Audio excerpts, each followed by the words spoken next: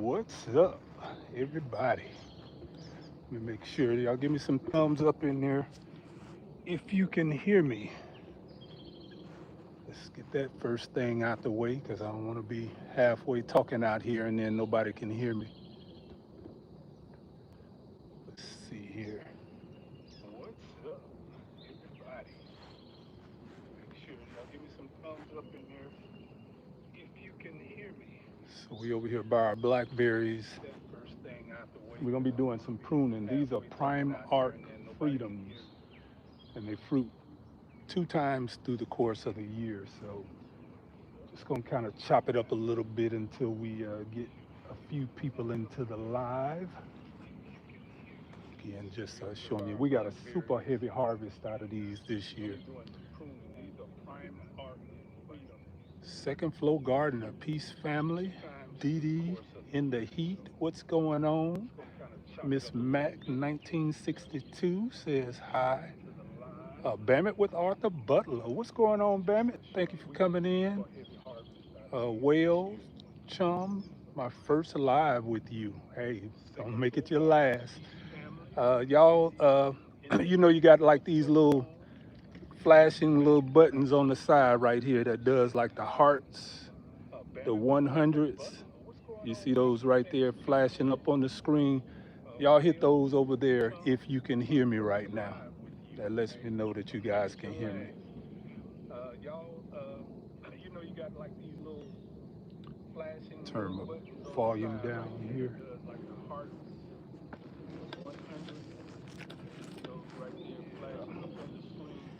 Y'all give me a minute because I got my volume up on my thing here. Let me turn this down. All right, there you go. So let me know if you guys can hear me. What says Auntie?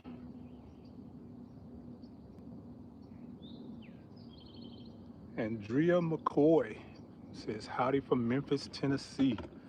Let me set this thing up real quick so I can get chatting with you guys a little bit. And then we'll go over here and we're going to be doing a little bit of harvesting on a little bit of pruning on our Prime-Ark Freedoms. Man, I love these blackberries. They are amazing, super prolific. And we have some that are fruiting again, so they fruit twice. So can hear you loud and clear. That's Yoda Dude says he can hear me loud and clear. Joel Hot, what's going on? He says hi. We got a Notorious SK8 says hello. Let's see here. Will Chums. Will Chum, what's going on, man? Appreciate that. You know, thank you for the gift. I really appreciate that. Hadn't talked about anything yet, but I appreciate it. You know what? While we get a few people in here, I'm gonna go over here and you know, you guys always hear me talking about my squash cage. I'm gonna give you a little update on what's going on with the squash cage. What I have here, I think I'm gonna call this one Godzilla. So what y'all think? Are we gonna call it Godzilla or what? We'll go over here to the squash cage. This is the squash cage and she's coming alive right now. But was that like when you're in the doctor's office and you say, nurse, I think I need a larger cup. I think I need a bigger enclosure. Let me see here. Try to open this thing up. Oh. This here is the squash cage. So we are growing. Look at these. These things are the size of elephant ears. This is a beautiful zucchini. And yep, she needs to be harvested. I'm getting 3 or 4 of these things off a day. Look at this baby here, how beautiful and shiny she is. We get 3, 4 of them off a day. It's got another one down here. And we just ate zucchini night before last. This one plant is doing all this. This in here, I had a couple of them that I didn't quite pollinate as well as I should have. So I have to make sure that I get out here early in the morning when those flowers are opened up to make sure that I get them pollinated. So we five, got about five more down there that's just coming in. But yeah, we calling her Godzilla. Look how big this thing is. She is living her best life. And then we come over here. This is our Georgia candy roasters coming in. She finally got a male flower on there. She got lots of male flowers. And if you were in, watch a couple of my videos, this here is a straight neck. She's just now getting some on her. I love that dark, beautiful, lush foliage there. This straight neck, I think is going to get shaded out. I don't think this is going to grow very well because what I'm doing is I think the exudates are being released from this one and pulling all the bacteria in the soil back over to here, and that's going to cause this one to struggle. And I think that's what happened over here with this one here as well. This plant is so massive, it's sending out roots and exudates from the roots that are pulling all the bacteria over to this area here, which is straining this particular plant here. So it's in survival mode and not being very productive. I think this was a good move, putting the candy roaster in the center over here so it has a little room to travel. But what I'm going to also be doing is putting something for it to travel up, and then it'll go around here, so it'll cover this whole little section here. So I think it's a pretty good little, thing here. And I'm working on now with my manufacturers and seeing if we could get these beds built for this particular enclosure. It pretty much wraps around, custom built for this particular enclosure, and it is a 6x10 is what it is. Now you're not going to get a whole lot in there if you're growing plants like this, because this thing has to have a footprint of about, I'm going to say about 4 feet. This one plant has a footprint of about 4 feet, and it's not sprawling, it's going up. I'm growing it vertical, so you can see down here it's going straight up. So this is all plant, leaves and all. But this is what happens when you're growing in healthy biological soil and without any pest pressure. When those plants don't have the pest pressure, they will put off like this here in organic growing conditions. I mean, this is the optimal growing conditions in here, and I'm really, really enjoying this. So y'all hit those hearts on the side over there. There you go. See those hearts right there? Because that's what helps share the live out. I'm gonna come back over here and read some of your comments, and we're gonna chop it up for a little while. Just let you guys see some of the stuff that's new around here. The peanuts are going crazy. These are my peanuts here. You got your marigold right there. I always got to give you guys a little update on what's going on with the garden when we come out. It's the black cherries. Yep. These are my beautiful black cherries. They're just starting to come in, but the bush itself is doing amazing. Yep. So again, we're gonna just give you a little update on some things that we did a little different. So we got our navy beans in right here, and I just put some cuttings from my Georgia Jets. These are sweet potatoes here. I just put some cuttings from the Georgia Jets over here today. It was 96 today, and I'm sure everybody's experiencing that weather. So here is the answer to it. You gotta mulch. You gotta do that heavy mulch, and that's what's gonna keep these plants good. But look at the foliage on these navy beans. I mean, these things are really nice. And then I'm starting to train it to climb up the trellis. But this is new. I just added this a couple of days ago. A little floating cattle panel or trellis in the middle, because I want those to drape going over into this direction and then basically climb up the cattle panel right there. So that's what we're going to do. And then we're going to let the Georgia Jets kind of take over in the soil down here. You're saying yours don't look like mine. Let's see who says that. Whatever you're feeding them, I need to make too. That's chaw, whale chum, whale chum. Yeah, this I mean these things are going crazy. And again, I think it's because it's growing in here without any pest pressure. Because of course, whenever your plant starts receiving pest pressure, they're going to go into defense mode instead of trying to grow and produce fruit. So in here, they're basically living their best life. So these things were probably half the size a week ago. They've all done this growing within the last week. This is pretty much what they were maybe 2 weeks ago. And this one's is stunted. And again, what I'm thinking is happening is this one is putting out so many exudates into the soil, all the bacteria are drawn towards it because it's feeding the bacteria those carbohydrates and sugars from the roots. This one is in survival mode. I mean, it's barely bigger than the ones that's in this cup right here. And this has been in for almost 2 weeks. This was put in at the same time that one was put in. Isn't that crazy? Yeah, so it has everything to do.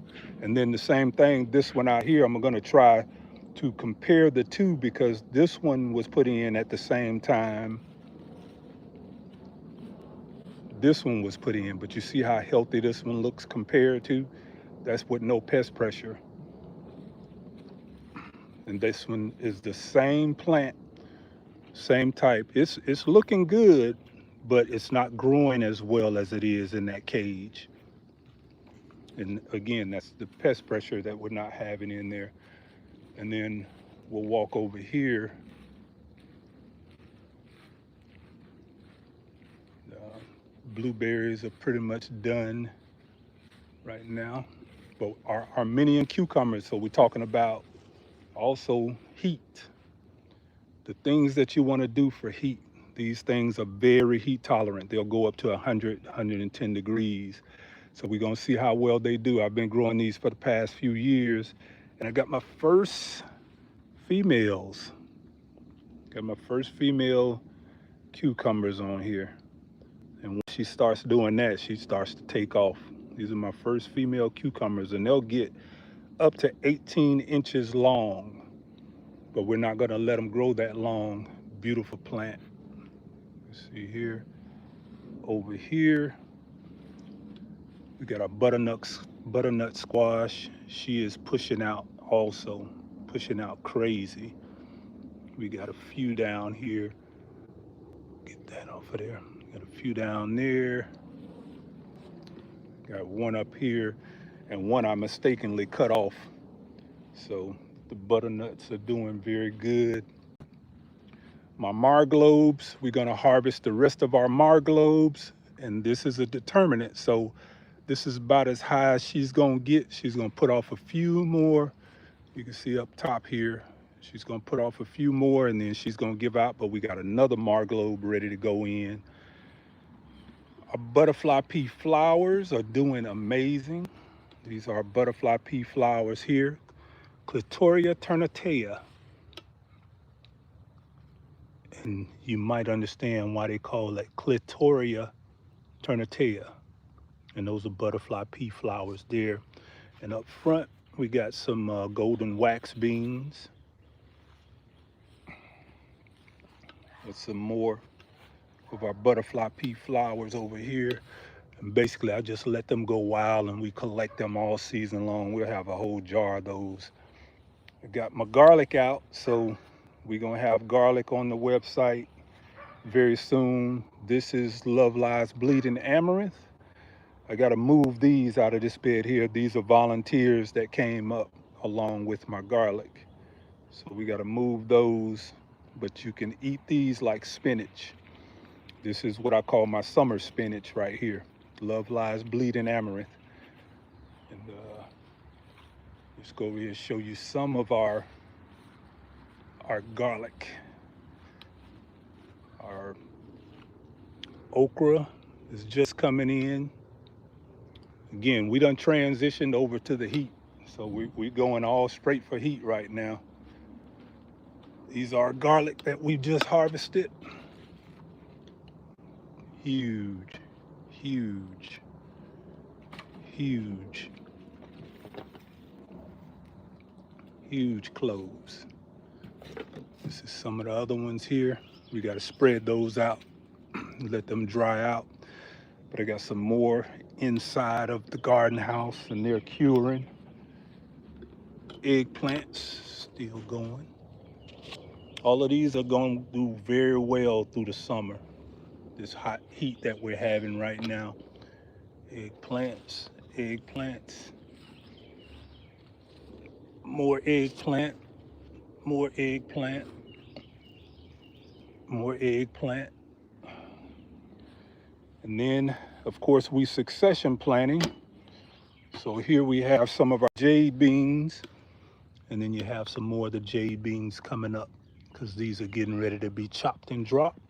And we'll take these and we can either do a dry bean with them, or these will be our seeds for next year. The jade beans are those slender beans that you get at the nice restaurants.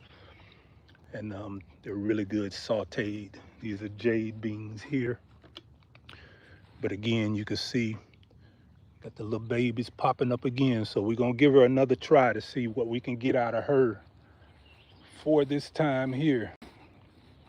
Got some seeds there from our Mar globe that we just cleaned off after allowing them to ferment.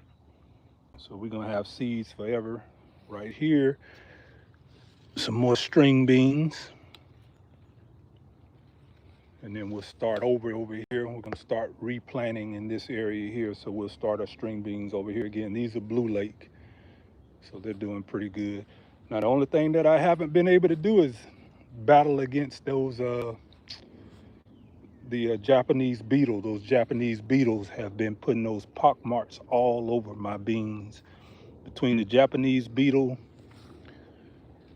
it's hard to stop those suckers, but that's really the only insect problem that I'm having this year, are the Japanese beetles.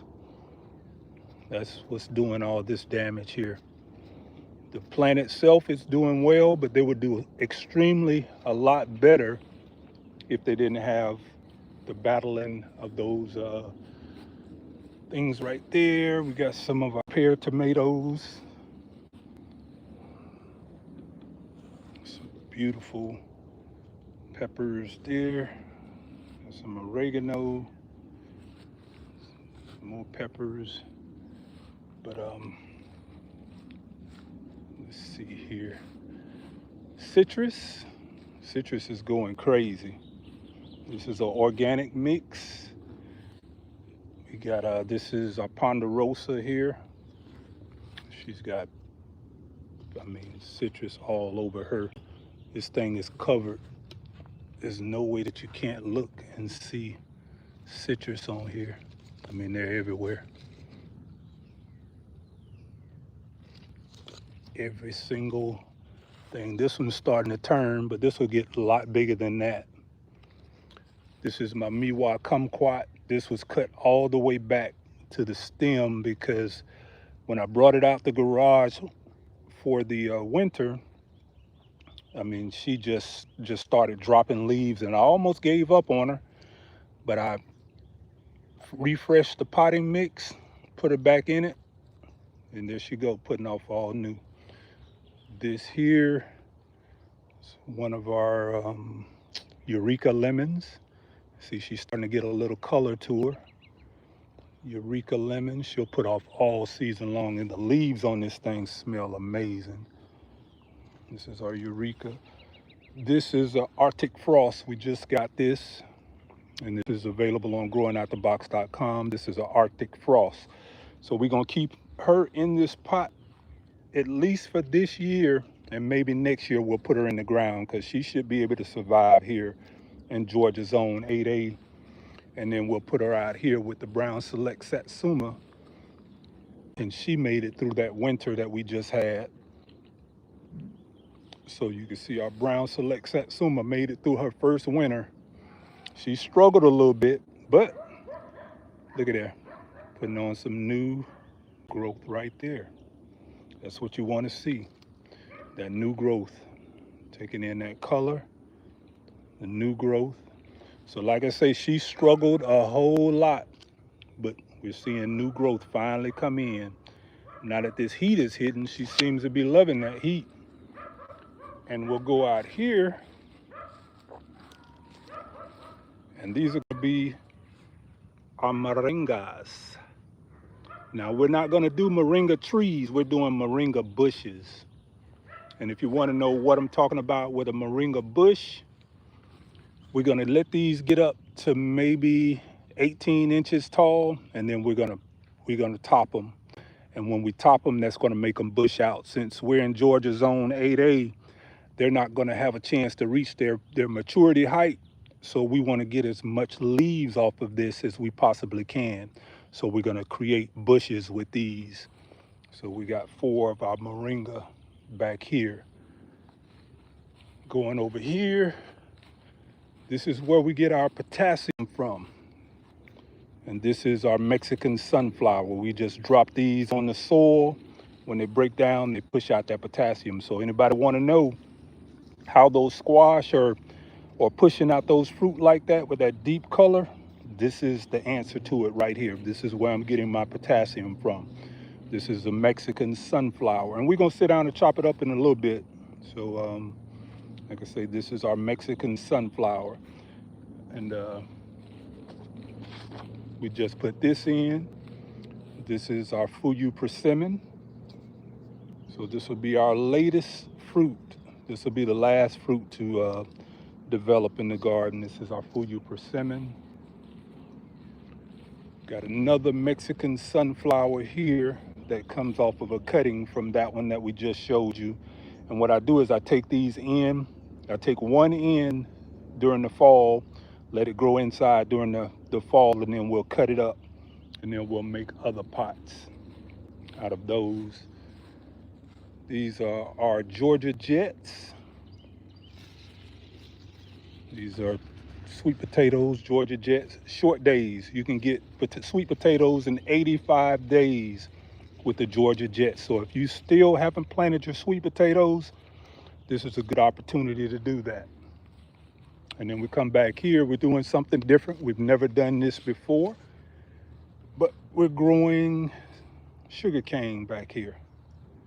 So we're gonna see how this turns out. So far, so good. These are what I think they call New Orleans purples. And they should be able to survive here in Georgia Zone 8A, but we will see. So we're gonna let them grow back here, all in their own little space. Got our plum trees here, plum trees, but this is the garden in a nutshell. She is really coming together. And we got some surprises for you guys that are coming up, but this is the garden in a nutshell. And we're gonna walk back over here, and like I said, we said we were gonna do some pruning, but I'm gonna sit here and chop it up with you guys a little bit more. Oh yeah, it's like a jungle out here right now. And remember to shut that down. So we're gonna come over here and we're gonna read some of the chat. Oh yeah, I didn't even show you my Jamaican sorrel. She's coming in real good. Got Jamaican sorrel. We're gonna let her take that whole bed, and we got another one on the other side over there. So let's sit over here and catch up with the chat, and then we'll see if we can get over to our Prime-Ark Freedoms.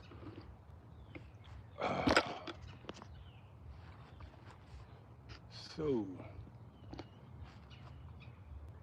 like the video and switch to the hearts on the side of the video. That's what Cash Flow says. Absolutely, I appreciate that, Cash Flow. Let's see here.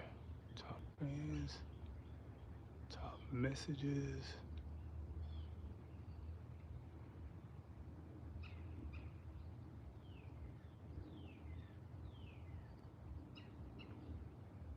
All right, now let me get down to the bottom. Nope. Was it nope? Nope. What does the sorrel plant do? The sorrel is the uh the hibiscus. Yeah, that's the hibiscus. If you ever been to a Chick-fil-A and you see that red hibiscus, it's a really good nutritious drink. I love making that drink out of it. They bake these the seed pods is what you wait for the flower to fall off. It looks like your hibiscus or your um, what is your okra plant. It looks pretty much like your okra plant. When those flowers fall off, they'll make a nice seed pod. And inside of that seed pod, you basically remove the seed pod and the calyx that's left over. You'll take that and you can make teas out of it. It's really good flavor. It's Jamaican sorrel or hibiscus is what it's called. Um, Lee Davis says, I'm obsessed with the hibiscus tea right now. You and me both. I absolutely have fallen in love with the hibiscus tea. I mean, it is very, very good. A little honey in it. I mean, it has a little tartness, but you can get that thing just right, just depending on how you fix it up. Yes, it lowers the blood pressure as well. Scully LMB says it lowers the blood pressure. Absolutely. So that's one of the things that I like doing. Like I said, maintenance. The same way we do with our garden, we want to maintain our health the same way. So we don't want to wait until we start going through ailments before we start trying to address it. So if you continuously maintenance your body, then your soul, then you're less likely to have situations to where you have to go visit the doctor as often as you may have to when you're not as healthy. So these are some of the things that we definitely want to be promoting. Yoda Dude says, when will the Sweetheart Blueberries be back? The Sweetheart Blueberries will not be back, and we might have some for fall. I'm not sure because this time of the year we're not going to ship, and the shop is still down. But this time of the year, we really don't like to ship because everything is so hot. By the time it gets to where it is, the plants are all shriveled up. And then we got to go through the whole thing of exchanging or refunds and all. So now I understand as a vendor myself, why a lot of the companies that sell live plants do not ship during mid-season. It is brutal. When you're thinking about here in Georgia Zone 8A, we are averaging right now 98, 96, 90 to 100. So the temperatures are very high. And then you're talking about in other places are really getting beat down. So let's come down here and read some of the chat. Yo, to do, thank you. Be sure to get one and have them again. Yeah, yeah. I mean, the sweetheart is that is my best plant that I have, I would say. So what we're gonna do is we're gonna come over here and we're gonna show you our Prime-Ark. And this is I think my third year with the Prime-Ark Freedom. So we're gonna go over here and we're gonna show you what they look like. This is our Prime-Ark Freedom. So actually the beetle bags have a hormone in it that attracts the male's scent and is very good flyers that fall right into the well, who says that? Lee Davis says he's talking about the hormone scent bags for the Japanese beetle. You're talking about the hormone scent bags for the Japanese beetle.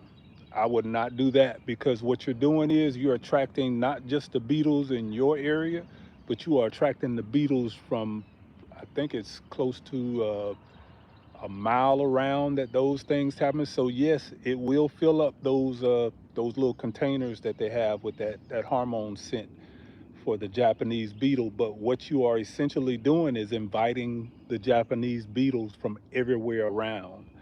Now, one of the things that I have been researching on was the hydrangeas, not the hydrangeas, I'm sorry, I forget the name of the plant now, but they attract also the Japanese beetle. and it causes them to fall asleep. So what I was thinking about having that plant up on some type of pedestal and maybe a water bowl or something sitting around it, so when the Japanese beetle feed on this particular plant, it puts them to sleep. It doesn't kill them, but it puts them to sleep, and they literally fall off the bush and let them fall into the water, soapy water. And that's something that I've been, been kind of like exploring. But I would not use those Japanese beetle traps, because what you are doing, you are inviting Japanese beetles to your garden. And what they're going to do is, yes, you're going to have an abundance, and it's going to look like you are being successful at trapping the Japanese beetle. But in essence, what you are doing is you have attracted the Japanese beetle from every single yard around you. So it's not your Japanese beetles that you are capturing in those traps. It's everybody's Japanese beetle. That's why they fill up so fast. So it's I don't know. It's just something that I'm not sold on. I don't want to take that chance because I'm already having the issue. Again, they're mostly on my beans. This year I'm not really having an issue with them other than my beans, and the beans are one of the things that like I say, I don't put any of the FPJs on it. They pretty much rely on the bacteria. So we're gonna come over here and let's see if we can set this camera up and show y'all the Prime-Ark Freedoms here. Now, the Prime-Ark Freedom is what you call, they fruit twice a year. And see if I can find, they fruit on the primocanes and the floricanes. This here is about, I'm gonna say this is probably about 10 feet tall here because I didn't tip it. Now what I'm gonna do this year different, I'm gonna tip. As you can see this one here, this one's about 4 feet tall. But what you wanna do is you wanna basically just tip it.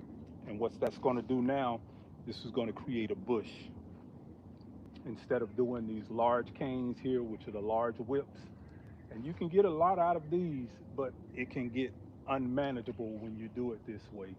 So you know me, growing out the box, I'm always going to do a little too much. So I'm going to try it. I want to see which way works best. And I kind of like this way. I mean, I'm not sure, but it does get unmanageable because you can see here I have a 6 foot stake that's holding this up. And this one's, like I said, 10 feet. And you have these also. So on your floricanes, you're going to get your fruit, and the floricanes come out. That's what you're going to be harvesting all the way down to the ground. On the primocanes, the primocane is going to give you two. So I like to equate that to, let's say, for example, if you had a child, let's say in the 12-month spurt, if you have a child in January, you get pregnant again 2 months later, you're going to have a child again in December, November or December, somewhere up in there. That's pretty much what your primocanes are here. You're going to have an early primocane, then you're going to have a late primocane. This is what I call a late primocane here. Primo, not prima. And you think about preemie. Preemie, like premature, pre-K, that's the youth. So that's how I always remember those two for those who are not familiar with the terms primo, and flora. Flora means florist, florist means flower. So these are your flowering canes, and those are your floricanes. Your primos are your young ones. That's the primo. Premature, means early. So these are the things that I like to chop out. And with these, they are unique in that they produce twice a year. They're thornless, and this is the Prime-Ark Freedom. They have a Prime-Ark. What is the other one? Prime-Ark. Can't call the other Prime-Ark, but there's several Prime-Arks, but this one was done, and I want to say 2014, developed by the University of Arkansas. And you can see here we got a new whip coming up, and this is also a primocane. So this is a primocane. And this is a primocane. Let's see if we can find a floricane. This right here is a floricane. Once the floricane fruits, she's done. You take it all the way down to the ground. So that's how simple it is. I get a lot of questions asked about how to prune my blackberries, and because I have a unique variety of blackberries, it's slightly different than, I guess you would say, the normal, because most blackberries only fruit on the floricanes. They'll take a year, and the second year they'll produce on your floricanes. But this particular variety, which is the Prime-Ark Freedom, the Prime-Ark Freedom fruits on both the primo and the floricanes. And this gives you a mass of berries here. And like I said, I'm gonna bring you over here and let you see what I'm talking about when I say this one right here looked like this at the beginning of the season. So this one would be like this next year if I don't tip it. And tipping means taking the tip off of it, and that's gonna push all the laterals out. So here's another one here. You see this one right here? If we let that grow, that'll get anywhere from 8 to 10 feet. But if we come down here and we just break this tip off, see here, break that tip off, that's tipping. That's going to keep this bushy. So that's going to make this spread out. And that's what we want to do here. So I'm going to see if I can set this thing up to where I can bring my big loppers out. Oh yeah, we got the big boys. And we're going to take, again, our primocanes out. I'm sorry, our floricanes, not our primocanes. We're going to take our floricanes out. And we're going to take them all the way down to the base of the plant. This is a floricane. This is what your floricane looks like. It's dead. It's not going to produce anything else for you. That's a floricane. And again, this is a Prime-Ark Freedom. So it's slightly different pruning process than your normal, but this is the floricane. Once it fruits on the floricane, it's done. Comes all the way down to the ground. Let's see, we'll go and find. This here is another floricane. I'm gonna take it all the way down to the ground.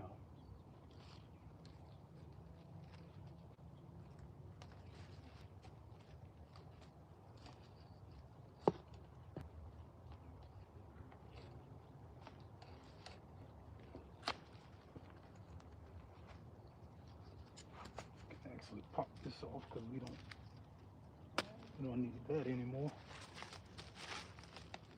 Again, this is how you know the difference, because all the way down to the ground, it's already browned out. You can see the tip is brown on the inside. This is a floricane. No longer will produce for you. 2 years and they need to be done and out the door. Now this is a primocane, but this is an older primocane. So this was actually the earlier one in the season. So this looked like this in the spring. So this has done all of its growing for the course of the season. This one would look like this next year, but this is a prima and this is a primo. This is an older primo and this is a brand new primo. So we can tip this. Do we already tip that? Yep. Let me get the snips here just to get a clean cut on it. So yeah, we're gonna get a clean cut on that. Again, just take the tip off. That's called tipping. And that's gonna make it branch out. All of these here, we're gonna tip them. Well, you see how this is doing here? This is turning into the branch already. And by tipping it, it's going to send all these side shoots out. You can see a side shoot here about 12 inches, another one here about 12 inches, another one here about 12 inches. Again, let's see here, let's see if we can find another one. And then what we're doing now is we're opening the canopy up to allow our raspberries to come through. So I got a two-tier system here. We'll come in the springtime, the blackberries will take over, they'll shadow everything out, and then by the time it's time to prune out our raspberries come back in. So you can see our raspberries are just starting to show up. And these are golden raspberries here. So it's a pretty good system where you're gonna have fruit all season long. And you can see right here where I was telling you about, let me bring this up. You can see some of the new berries starting to form. You see that? That's what'll happen going towards the summertime. The biggest one is going to be your spring flush, but then you're going to get a smaller berry going towards the summertime. But you're going to have berries all season long. And this again, this is an older primocane here. All of our floricanes are going to come out. We're going to tip this one here. We're going to come over here and we're going to tip this one as well. Because again, we're going to have these next year. They'll start to all put out laterals. There's another one here about 4 feet. We're going to tip. It'll be our laterals. We'll come back and clean all this up.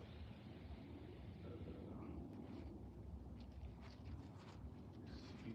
There's another one. We're going to tip her. Taking the tips off. And that's going to create that lateral movement. So this thing is going to be a super bush next year. Now, we're going to see the difference in what we did this year and what we're going to do next year. Because this kind of gets it out of my way.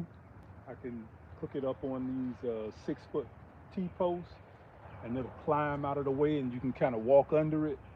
But tipping it may make this too wide for me to walk. So we'll be able to see what we're going to look like next year. But the only way we're going to know is we're going to have to do it. Here's another one here. We're going to tip it as well. And just again, I just take down maybe 2 nodes down and then hit it. And that's called tipping. That's all that is. So, that's about as simple as it is. And then we'll come over here. We'll take out this big flora here.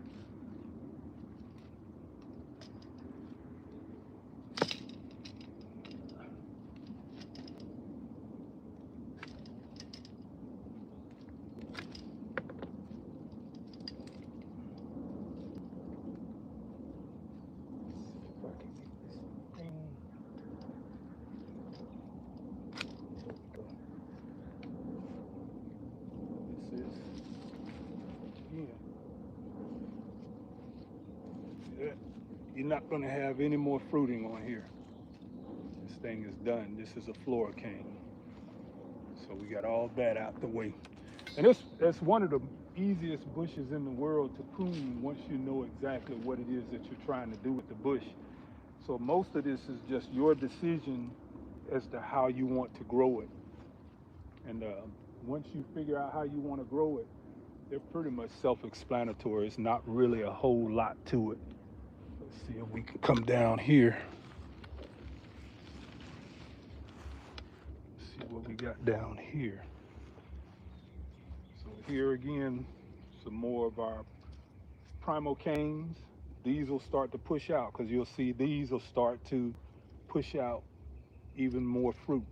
So this branch is not dead. It's going to keep pushing out. And as that sun hits it, she's going to start pushing out more laterals. And you can really see it right here. Bring you up here.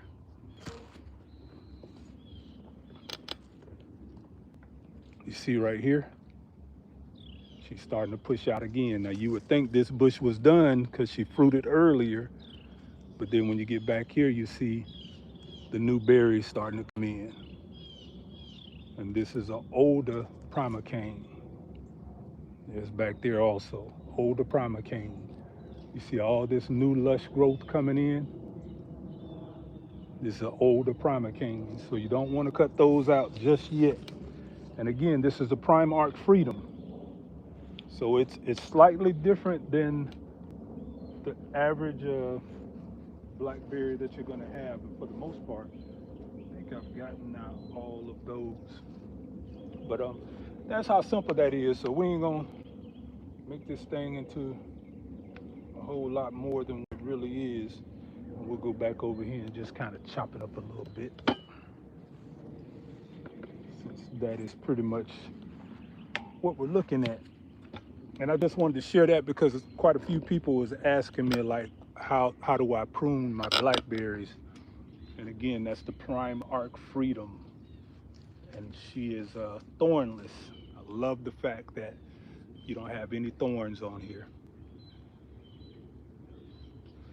So, no.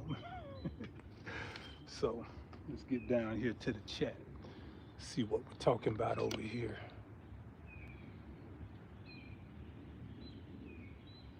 Cashflow says everybody likes the video. How often do you do it? Cashflow asks, how often do you do it? Um, you prune once a year. That's it. Once a season. This is my mid-season prune, and that's all you have to do, because once you'll get into next season, the whole process starts all over again. So you do your mid-season pruning with your blackberries. With our blueberries, we only prune in late winter, early spring. So that's the difference between those two. Digging in the dirt with Tamiko D says, is that blackberry invasive? Uh, on the safe side, I'm going to say all blackberries are invasive. It's not as bad as some of the other blackberries, but I don't know if you noticed, I have like a little border going all the way around it. This is a 12-inch board that I have that's actually in the ground to keep the runners from going up under. But the honest truth is, you can't stop them once they start dropping seeds. And I mean, it is what it is. If you're gonna grow blackberries, you have to be prepared for them to walk on you. But it's just as simple as walking over and pulling them out. I mean, that's one of the inherits of growing blackberries and blueberries, blackberries and raspberries. So yes, digging in the dirt. Okay, I had thornless blackberries, and they all spread. Yes, they will spread on you. You're absolutely correct about that. They will spread on you. I have them, like I said, in this 12 by 3 planter right here. They're kind of, laced in. I have the 12-inch border that goes down into the ground, and they still will take off. If I go over here to my alfalfa patch, I'll find them popping up in my alfalfa patch. Even if before I cut the grass, you'll see them popping up in the grass. They really are. So no matter how tame they are, no matter how you manicure them, they will get away from you. Jackie Griffin, what's going on? Growing out the box in the garden community. Thank you. Growing with soul. Peace, my brother. Love from Georgia, Zone 8A. Hey, Georgia Zone 8A. Woo woo. Go Braves. That's right. So, Will says, I'm back. Big thunderstorm going through here. Yeah, we had some bad weather here earlier today, and it cleared out. I wasn't even sure if I was going to go live, but I was like, hey, looks like everything's working in my favor. And I just wanted to show, like I said, a couple of people are asking me about the blackberries and how to prune them. And I don't know if the instructions that I just gave would apply. Matter of fact, it would not apply to most of the average blackberries that you grow, because most blackberries, again, are have thorns, and they produce on their floricanes only. The Prime-Ark that I have, they prune. I mean, they grow on both the floras and on the primos. So we get two harvests throughout the season, and they're thornless. So this is what I would recommend. If you're gonna grow a blackberry and you want a prolific, I mean, these things put off so many. And as you can see, when I was showing the bush here, there's so many berries on this bush that we couldn't even pick them all. We just started letting the birds get to them. So for everybody who's always saying, let the birds have my blueberries, that is a no-no. They have all the blackberries that they can eat. So that's one of the trade-offs that we have around here. We have so many blackberries that come off of these three main bushes. No, I do not share my blueberries with the birds. The birds have all they can access right here with these blackberries. So let's see here. Dave Busby, what's going on, my brother? South Central Los Angeles. Man, what the temperatures out there, Dave? I know it's pretty hot out there for y'all. Digging in the dirt with Tamika D says, yes, my passion fruit does. Let's see if I can. What's she say here? Jackie Creeks, thanks. I didn't know what happened to my berries. I need to trim them. Yes, with the blackberries, once it goes through the second year, they're done. So there's nothing more that you can do with them. You're gonna get branches that look like this, and again, you can see all the berries. I mean, it was hundreds of berries left on this tree, and I really grow this for my wife. She loves the blackberries, but it was so many berries coming out here. She was asking people to come over and pick some. I mean, it was too much. So that's with three bushes. So that's with three bushes, and that is again the Prime-Ark Freedom. They give you two harvests. So we're now going into our second harvest, which I'm thinking is going to be a lighter harvest. But at the same time, just look at all the berries that were left on this thing. You see the tips of this? These are all berries that were left on. Like this bush was putting off so many, we just couldn't pick them all. All these, and these are the primocanes here. I mean, this is the floricane. You see all the berries still left on here? It was producing that many that we just couldn't keep up with it. But I guess that's a good thing to have. So again, just to recap on the Prime-Ark Freedom, that is what we're growing here, Prime-Ark Freedom. It's a double crop, so it'll give you two crops, one early spring, one late spring, early summer, then you get another one midsummer. So our midsummer is starting to come on now. You're going to prune out only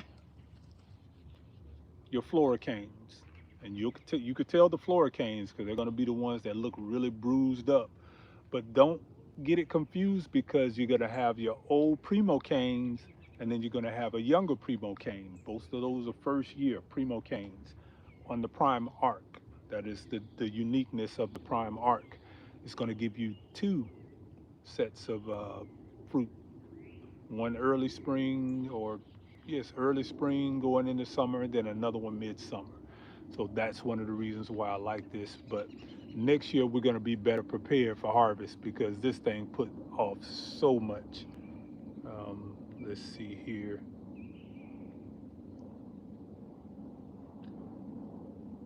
Life, what is it? Uh, life is what you make it. Okay, life is what you make it. I got you now. Life is what you made it. Said that is so worth it.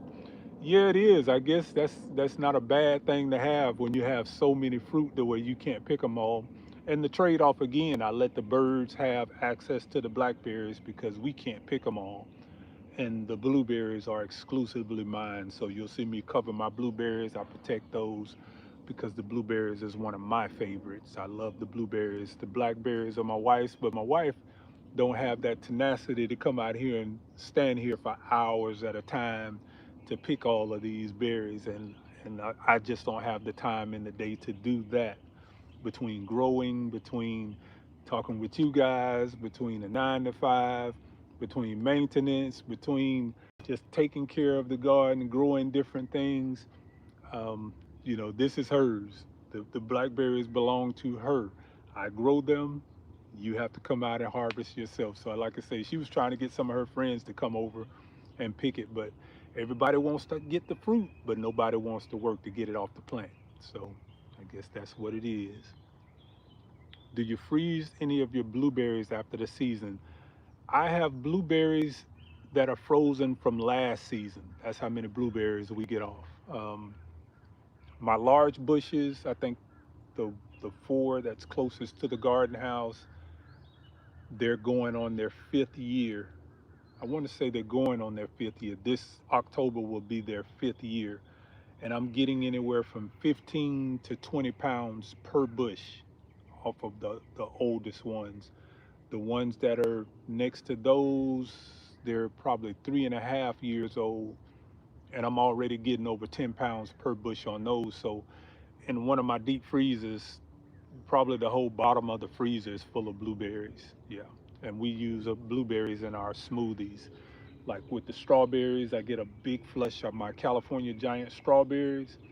I get several of those big gallon bags of the strawberries, and we do smoothies. As a matter of fact, we had smoothies today. You come out, you get your kale. I grow kale all year long. We'll mix that with our strawberries, our blueberries, and what else do we put with the? Yeah, just I mean, you put a little pineapple in it, which is something that I don't grow, but we add in the pineapple, and it makes an amazing, amazing smoothie. And we have smoothies quite often. So let's see here, what else are we talking about down here? Yeah. So yeah, it is definitely worth it. Definitely worth it. Growing peace, brother. Let's see what else. Of course, that lifestyle is worth it. She said, do you freeze it? Do you use any special amendments of fertilizers for berries such as aloe or coconut water, castings, or jadam, GF, KNF? My entire garden. I mean, my entire garden is all up fermented plant juices. I was showing my right here is my comfrey bed.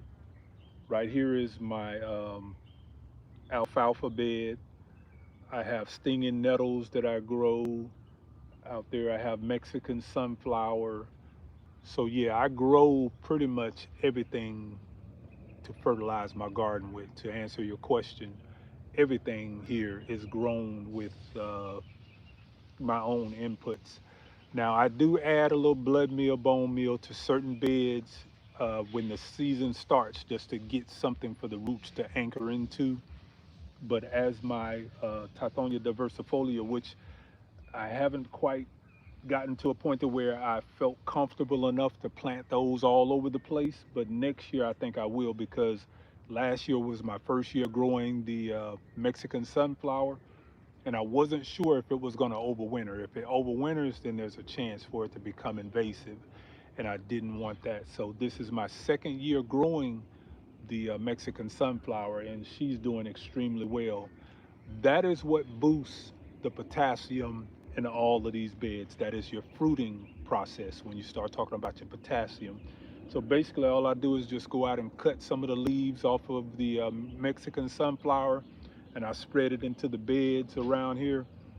And I don't know if you guys were in here earlier, but let me just show you what happens when you, let me see here. This is what happens when you put that kind of inputs, FPJs, Jadam. This is a plant. This is a zucchini, a black beauty zucchini. It has a footprint. This is one plant, and it's not sprawling. It's growing vertical. So you can see it down here. Look at the massive leaves on here. These are the size of elephant ears.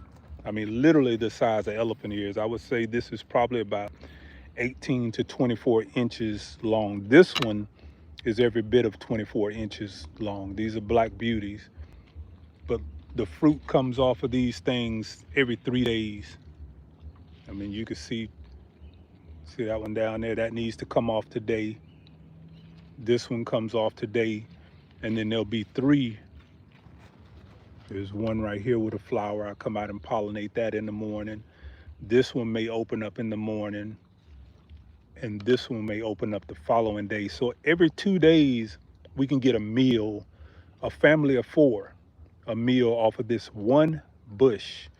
And that is all grown organically from my FPJs, my fermented plant juices. And you guys saw me spray this the other day with my liquid whey made from from milk.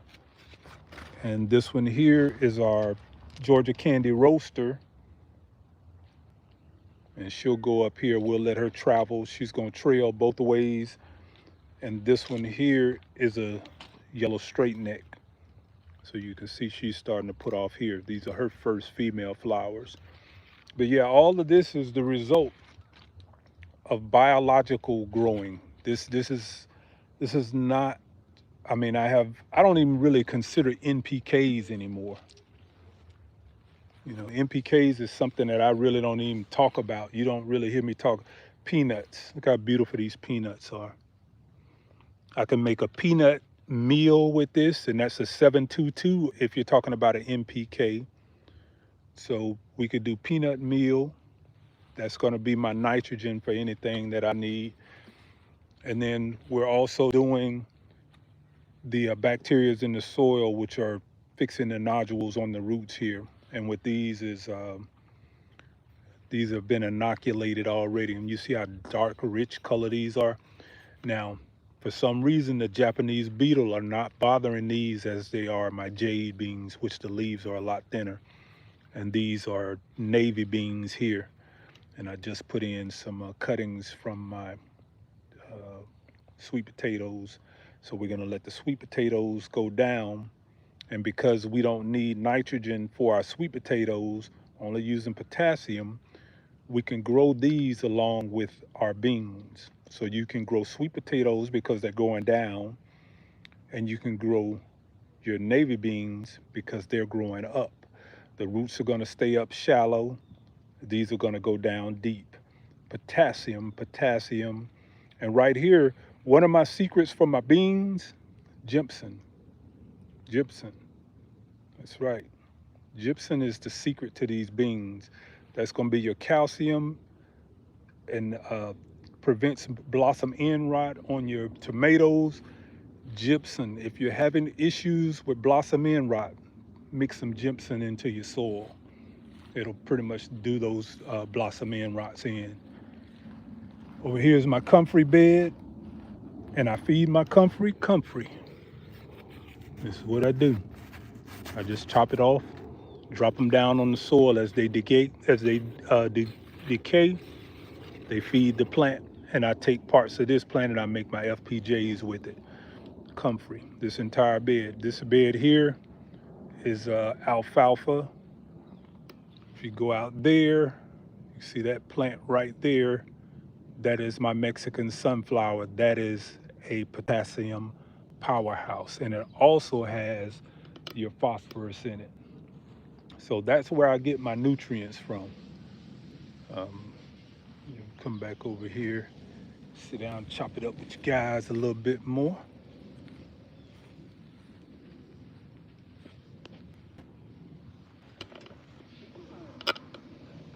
So how's everybody's fourth or your, I don't know if the fourth would be a good answer, but how's your holidays going? So y'all hit the little hearts over there. Get those hearts going.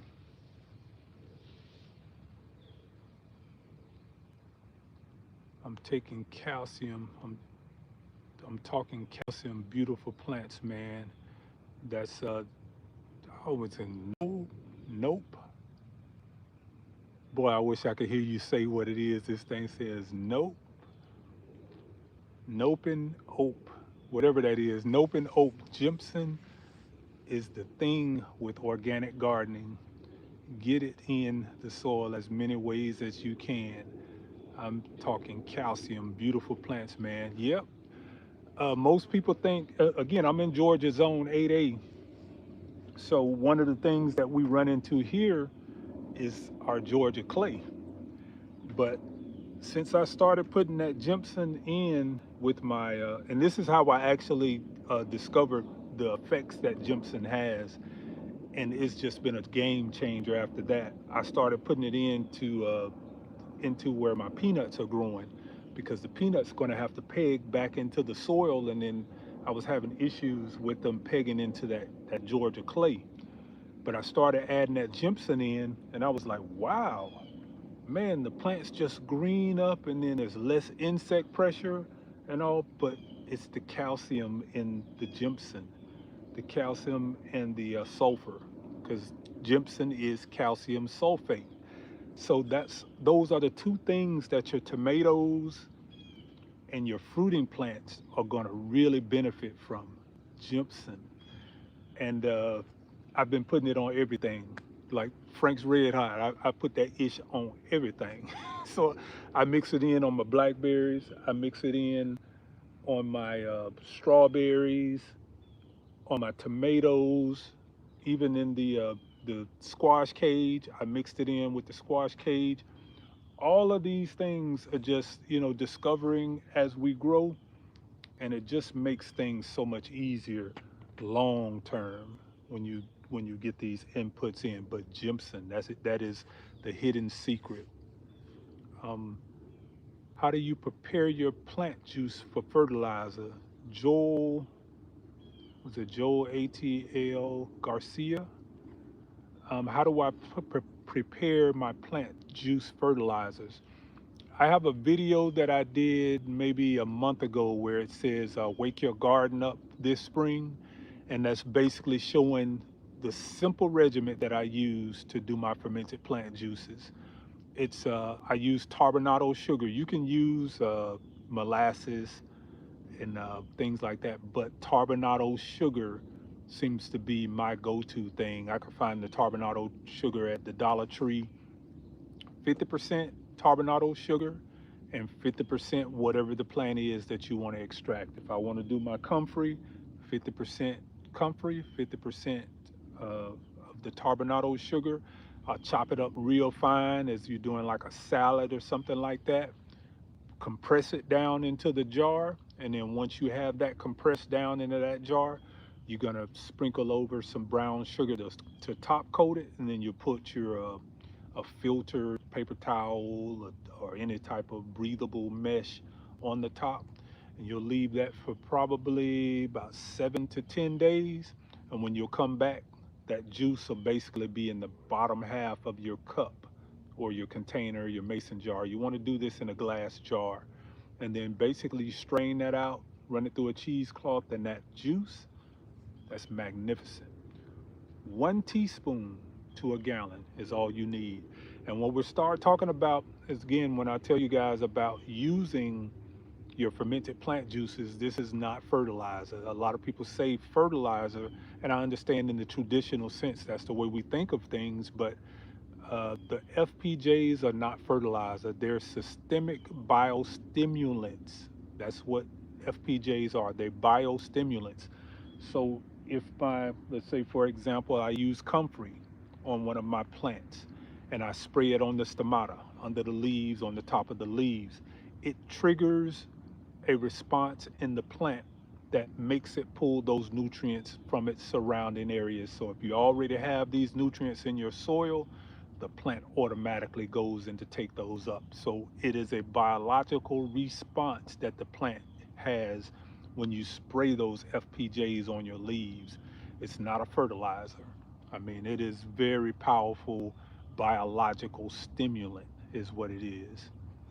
So French Way says, thank you for sharing the knowledge. I really appreciate you, French Way. You've been rocking with me for a while. So, um, it's been a while. I think I started doing my lives maybe this time last year. And I don't know, things are turning out pretty good. So, 717 Tree says, thanks. I have 2 to 3 year old and they're doing okay. I have them in grow bags, but the plants permanently in the fall with 12-inch raised rounds. I'm thankful for you for sharing all your knowledge. So are you talking about blueberries or blackberries? That's 717 Tree says, thanks. I have a 2 to 3 year old. Are you talking about blueberries or blackberries? I'm not sure. Let me know what you're talking about. We'll address that. Okay, he says blueberries. All right, that's what's up. Yeah, the blueberries, you guys were asking me so many questions about how to grow blueberries in pots. all of my cuttings, instead of adding them to the planters like I normally have, I went ahead and I think I have 17 bushes in pots now. They grew amazing this year. I still have a few of my late bloomers that have fruit on them, but for the most part, we've already harvested. But yeah, growing in pots, you still can maintain that low pH with that same mix that I use on my planters, so it's no different. What I use also in the planters, ascorbic acid, L-ascorbic acid. No, it is not organic, but here is the catch to it. Once you break the bond of chlorine and chloramine in that tap water, you're going to be able to lower your pH, water your plants with a water that has no chlorine, has no chloramine, and then it's going to turn the what is it, the chlorine in your tap water into a chloride ion converted. So this is not like you're just parsing things. This is a chemical reaction that happens. It'll turn the chlorine into a chloride ion that's harmless to the soil microbes, and then it'll take the what is the chlorine and the ammonia. The ammonia turns to ammonium. Ammonium is great for blueberries. So that's one of the things that I use on my blueberries. So again, L-ascorbic acid is not organic, but through a chemical process, it breaks that down and releases that into the soil as harmless nutrients that the plant can actually use. So we're taking something that started off um, as a synthetic, I guess you might say, and we're removing it from the water, which is our chlorine and chloramine, with the L-ascorbic acid, and we're breaking that bond and we're making something that the plants can uptake in an organic system. Now, rose hips. Now, I have what is it called? Rosa Brigoso. Please forgive me if I'm screwing that name up. Rosa Bigorso or something like that. Y'all know what I'm talking about. Rose hips. They make nice little vitamin C, little rose tablets that grow on the bottom of the rose of a Rosa Bigorso. I think that's it's called. That's what it's called. But that's what I'm growing now, and that is my alternative for using the L-ascorbic acid. So I'm always experimenting with different things. And how do I know that it works? Because on my microscope, I can take the L-ascorbic acid, I can take the tap water, mix it up with some compost, put it on the scope of my microscope, and you can literally see the bacteria and the fungi stop moving when you put your tap water on it. But if you put the L-ascorbic acid in it, which is our vitamin C powder, and you mix it in one, like I said, one little 64th of a teaspoon to a gallon of water, and then you do that same thing, mix it with your compost and put it back under the microscope, you'll see your bacteria and everything moving around. So that's how I know these things work. The same thing going with the rose hips. It's the vitamin C in there that breaks that bond of the chlorine and chloramine in our tap water. So rose hips, if you guys want to look into rose hips and how to remove chlorine and chloramine, you can grow your own rose hip plant. Rosa Bigoso, I think it's called. Don't, I'm screwing that name up. I already know I screwed it up. I was trying to remember how to pronounce it.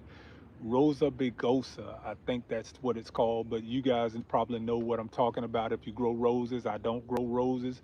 This is something that, in the quest to break away from the L-ascorbic acid, I was searching for a different alternative, and it is rose hips. And they come out, they're nice size, look like little fruit berries, and you can, I don't like to say eat it, but yeah, you can eat the rose hips on there. It's a very good source of vitamin C.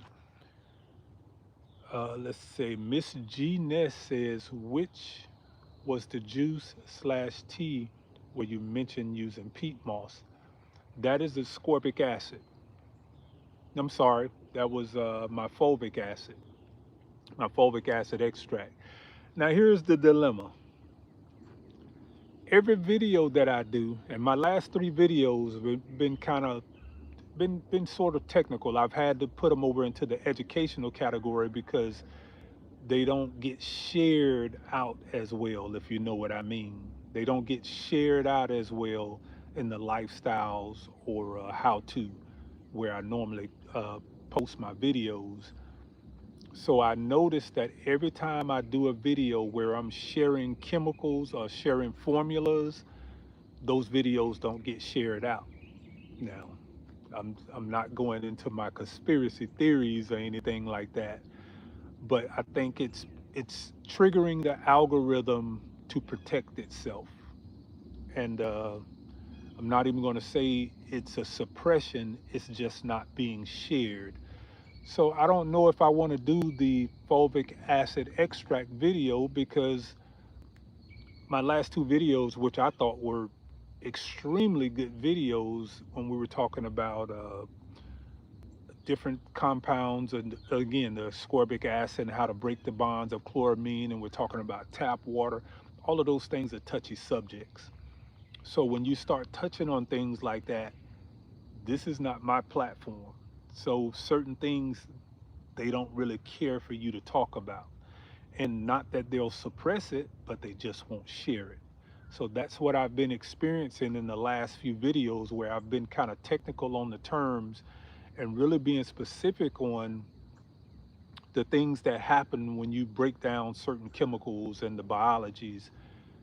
It doesn't get shared out.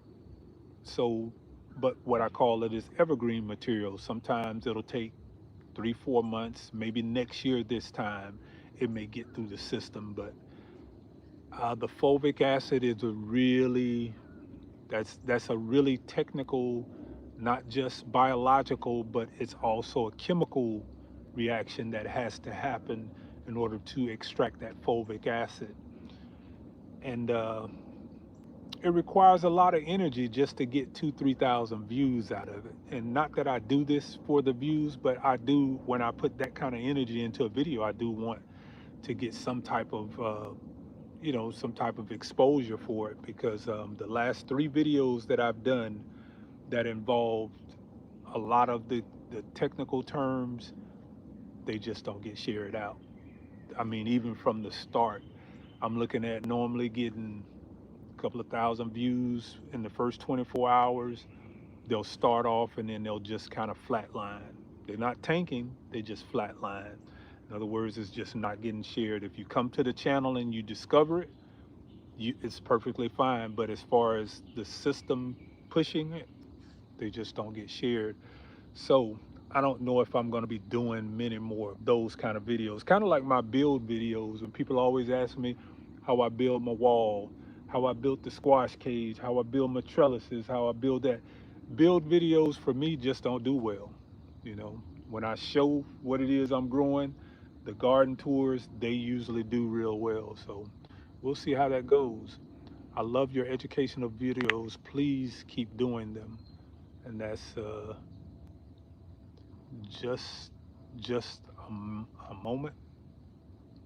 Yeah, just a moment says that. I love doing the educational videos, but again, it's kind of blow to my ego. You know what I mean? If you putting all of this energy into a video, then all of a sudden they just don't do anything. So if you're not going to the channel and looking for it, you won't find it because they're just not going to share it out. So it's kind of like they just get hidden in the middle of everything. Like even my whey video, that video was put out a year and a half ago, and it just now starting to take off in the algorithm. A year and a half. That was the liquid whey when I was spraying the spoiled milk onto my plants. I think that was a year and a half ago, or maybe a summer and a half ago. That video this year is just now starting to take off. So it has like 70 some thousand views all of a sudden. So it was doing this, and then all of a sudden it's doing this. So it's one of those things to where when you start talking about the educational side of things, and I even put it over in the category for education, it's just the algorithm is changing too much. So no, open bro, you should make a channel just for the just for this, and I'll be there for both. I don't know. Like I said, I don't think you guys really know the energy unless you're a content creator, a gardener, a husband, a father. I work 12-hour shifts. So I do all of these things and I still manage to get back here, grow the garden. I edit my videos. I research the information that I want to bring to you guys. Then I have to come out here and manage all of this. My garden area is 6,400 square feet. So it's not like a couple of little grow bags. It's 6,400 square feet. And every year I'm adding something to the blueprint. So this year was the fruit trees. Last year was just basically like the infrastructure. I'm still building. So a lot of things, I walk around here and you'll see empty raised beds because these are areas where I'm actually expanding, have an idea for something that I want to do with the project down the road. So everything is being planned out. So unless you're a content creator and you understand all that goes into what we put into making these videos, and my videos, I take time in editing. That's one of the things that I get complimented a lot on is my editing. uh, Takes me about 5 to 6 hours to edit a video. One video, a 15-minute video, takes about 5 6 hours to edit. So that's a lot of energy to do another channel. I, I wish I could. It's just not enough for me. So what I am doing now, I have some guys that have come out and they're starting to do the maintenance on the yard, the main area of the property. And as I start to trust them a little more, then maybe I'll let them start handling some of the maintenance in the garden area. And then that'll free up some more of my time to where I can really dedicate a lot more energy into doing like the lives like this here. Like I was pretty much sitting around today vacationing. So I said, let me just do a little pop up. It's pretty nice outside. And just do a little pop up. So I got my light out here today. We're gonna be ready today. Okay. So we appreciate Miss G-Ness says we appreciate all your hard work and knowledge. And I appreciate you guys because like I said, none of this is possible without you guys. So this is something that I really, I like to say is a symbiotic relationship. The questions that you guys ask me is really how I grow. Just being honest, because a lot of things is like it's not even on my radar until somebody asks the question, and then it'll be like, okay, well, I never thought about that. But in the midst of researching the question, I'll always find some hidden jewels, and that's really what I make the videos about. So I need you guys to show up and ask the questions, and I need to be able to answer the questions. So it's again that symbiotic relationship that really works. And a lot of times, my sister who helps manage, my social media, she'll say stuff like, well, maybe you shouldn't answer the questions. Maybe you should just like maybe the first few hours and then kind of let the feed go to itself. And I'm saying, well, then I lose my mojo. That's my mojo. If you understand where you get your strength from, you can't just stop doing it because you stop growing. If I stop answering your questions, I'll stop growing. Because a lot of times you'll ask questions like somebody asked me last year about how was what I treating for insects around the garden, and then I don't know. She asked something about the daisy flower. She said I heard daisy flowers has a immediate knockdown for insects in the garden. I heard something similar to that, but after I went and researched it, I had to grow the plant, and that's the chrysanthemum daisies. That's the pyrethrum daisies. If you look on the back of your mosquito sprays, if you look on the back of a lot of insect repellents, the natural derivative of pyrethroids are pyrethrum. That's in a daisy. I grow the daisy now. So had I not responded to that particular question, I would have never knew that. So it's like you hear bits and pieces of things throughout the garden community, and you wonder if this works, you wonder if that works. So I'll go and do the research on it and trying to answer one of your questions, and that's when I discovered the truth about it. So I grow pyrethrum daisies now. Pyrethrum daisies will knock down anything in the garden. The negative to pyrethrum daisies is it will knock down everything in the garden, and it's fully organic. I have the flowers I showed you, look like pretty little white Shasta daisies, but they are extremely effective. If you have a problem with the leaf-footed nymphs, you spray them one time, boom, they fall. Just like hitting them with some insect spray, roach spray, and you spray it and you watch them flip over. That's how fast and effective this is. It's degraded by the UV lights, so whenever I do use it, I will spray this time of the day when the bees and all are going in. And then by the time the morning comes up, the UV light hits it and it degrades it. So it's no longer viable after that. So that's one of the beautifuls about growing the pyrethrum daisies, which I do grow and I will use it with those. That's why you don't see the leaf-footed bugs around here as they were in the past previous years. Leaf-footed bugs was really destroying my tomatoes. They'll get into it and they'll inject this poison into your tomatoes, and you'll get these little hard spots all over your tomatoes, your eggplants, your cucumbers. But I will use those pyrethrum daisies to deal with the leaf-footed bugs. Um, 1313 Big TY says, how long do you spend in the garden on the average a day?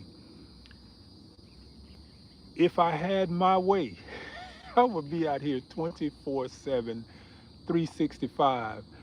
And if you guys keep supporting me the way that you've been supporting me, I may be doing early retirement. I'll be 60 this year. So this whole venture that I've taken on in the past 4 years, that the garden is now 4 years old, 5 years, with 26. I technically started trying to grow in 2020 when everything shut down. 2021, after I started, faring a lot better from what I was dealing with in 2020 because I got sick in 2020. 2021 is when I said, you know what? I think I like this, and this is something that I really can invest my time in. Before then, I was doing car shows every weekend, which we would go out. I have a couple of old school vehicles that we would go out and do car shows every weekend. But I have not even taken my cars out of the garage in the last 4 years, which is, I said I was going to pull it out this year because I think I'm got things a little bit under control. But this year, I think I'm going to go ahead and clean them up and bring them out the garage this year. May do a couple of car shows over the weekends. But I really have been, into this garden thing. It's really been a lifestyle change. For me, it's really been a lifestyle change, and mentally, spiritually, physically, emotionally. I just feel like I've tapped into something that I've never experienced in my life before. Just being generally a good person by nature, where you always want to help people, and then you discover something that just takes you to another level. Just that good nature that you already have, and then you learn how to foster those things that you have always had a part of you, and you now can make that grow and then share that the way you've always shared. It's just taking priority over everything that I've tried to do in my life, you know what I mean? To where, my background is entertainment. I've helped quite a few people be pretty successful in their lives, and no complaints. But just doing this for me is doing it for you guys. And that's totally different. You know what I mean?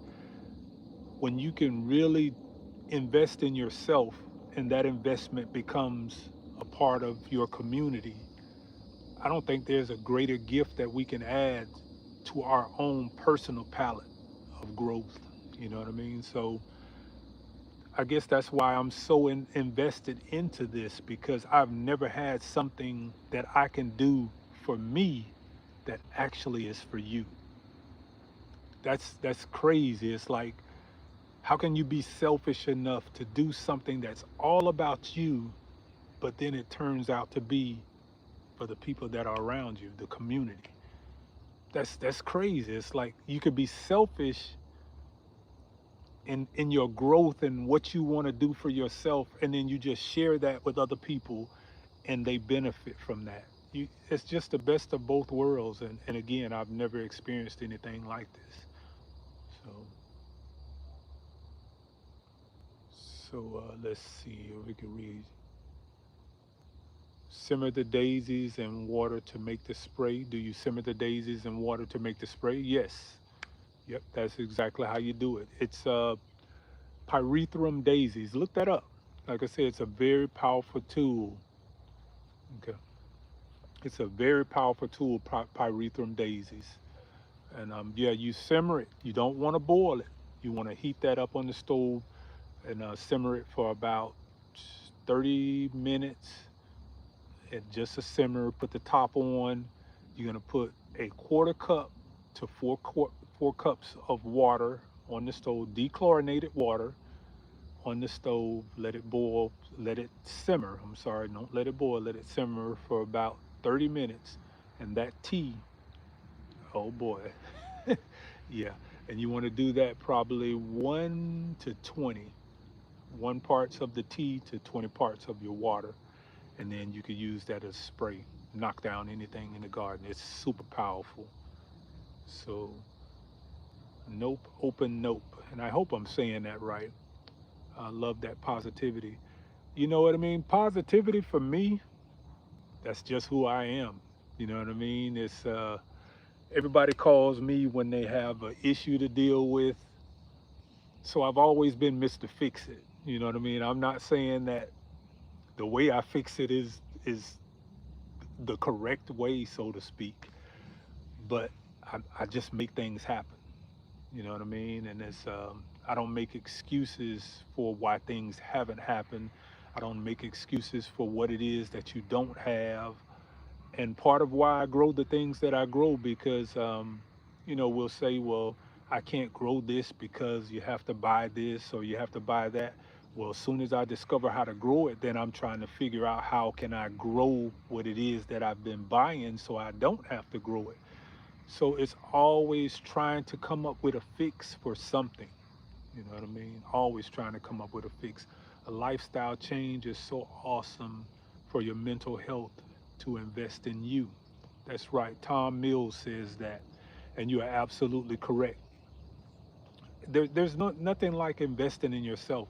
And it's crazy because two people said the exact same thing to me when I was, I don't know if I would say second guessing the success that was happening, but two people.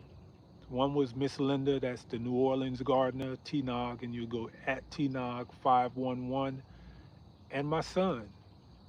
You know, as the channel started growing, because I have over 500,000 followers, or neighbors, as I like to say, on Facebook. I have 319,000 followers or neighbors on Instagram, 267,000 followers here on YouTube, 90,000 on TikTok. So collectively, 1.35, 1.4 million people that have taken the time to hit the button to say follow or subscribe. You know, I've had success in my life. You know, pretty much I've been blessed my entire life. So, but one of the things that I've always had issue with is people keeping their promise. And with that in mind, as the success of the channel started to grow, I was saying to myself over and over, and I was doing this to myself, and I was like, I've been here before. You know, this is nothing new. I've been here before. You know, something's going to happen to make it all fall down. That's really what my mindset was saying, because I've helped so many people establish their careers in the music industry, only to watch them take those jewels that I fed to them, the ideas, the systems that I put in place, and to basically walk off, you know, just to walk off and be left to myself, you know, and the promise not kept. You know how you always start off and it's like, yeah, we're gonna do this little project together. And because I had the recording studio, you come in, I'm giving you the recording studio time, and you're everything is going well when everybody's not doing well. But then soon as things start to take off, and then the calls start coming in and the demand comes in, then you forget about the people that were there when you all started off. That's been a really a blueprint of how my whole life has been established since 17, 18-year old, moving to Atlanta and surrounding myself by, I guess you might call takers. You know what I mean? Just being a giver and surrounding yourself by takers, and which I say the music industry is. It's full of takers. And it took for me to get older in life for me to realize that I was surrounded by a lot of takers. And going back to my point, I was saying this over and over again. I've been here before. I've already been here before. This things are going to take off, and then something's going to happen, and everything will go back to like it was before. And it took Miss Linda, the New Orleans gardener, and my son to say the exact. I mean, they said it verbatim, the same word. My son said, "No, Dad, this is not the same as it was before, because this time you're doing it for yourself." And that was the change. And Miss Linda said the exact same words. And I had to believe that there was some truth to that. So yeah, it's a spiritual awakening. And I mean, I've been really blessed. I save all your videos to my favorites and the FPJ type stuff. That's welcome. Welcome. Okay. I just made that out. Welcome. Welcome. Duh. Okay, I got you. Welcome. I appreciate that, man. Again, just it's been a spiritual awakening that's really really transitioned the lifestyle change. And let me see, and turn my light on in the back here.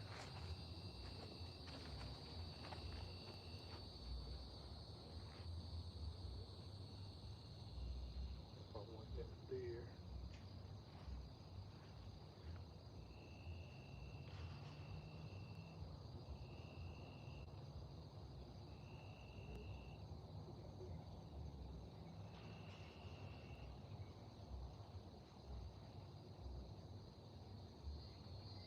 I'm gonna try this right here. See if it works there. But it will. Yeah. We'll see how that looks as it gets dark. Will that set us a little different, little ambience in the back? We'll see how that looks. But yeah, it's been a spiritual awakening for me, and just one blessing after another. Even with growingoutthebox.com, and we're working on the website upgrading. It's you guys. I mean, you guys show up and you shop, and I know that that would not be possible if I were not doing this in the garden. Again, it goes back to my point when I say it, it's almost it's almost fascinating to me to say that I can really pour into myself and just release that back to you guys, and you share it back to me. It's like a continuous energy, a connect. And I really mean it like a kinetic energy that goes back and forth, symbiotic. It really is. That broke farmer, I say broke farmer, pop in here. What's up, growing out? Just going on. Say, what's up, growing out the box? I thought I saw Broke Farmer pop up in here. Appreciate you coming in, my brother.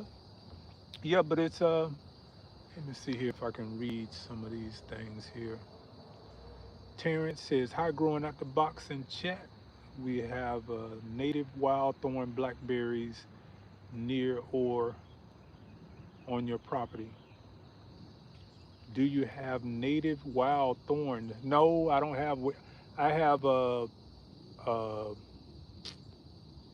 man, now you're asking me the question. Prime-Ark. I have Prime-Ark uh, thornless blackberries, which they fruit twice a year. And I was showing how to prune these. And what I was showing here was my floricanes that come out. And you can see I still got berries all on this thing. These are floricanes. So on uh, the Prime-Ark blackberries, you remove the floricanes. The primocanes fruit twice. That's what I love about them. And then there are no thorns. But I was showing how to tip on the canes as well. So we're going to tip this year, excuse me, because last year I didn't tip and we got 8 to 10 foot whips that came off. Now I kind of liked how I did because I was able to drape it over and I could walk up under it. But this year we're tipping, which means we're cutting the tips off and we're going to keep those down to maybe the 4 or 5 foot area, and they're going to put off side shoots, so it's going to be more bushy. I'm doing the same thing with my moringa this year. Moringa, people will say moringa trees, but I am growing moringa bushes.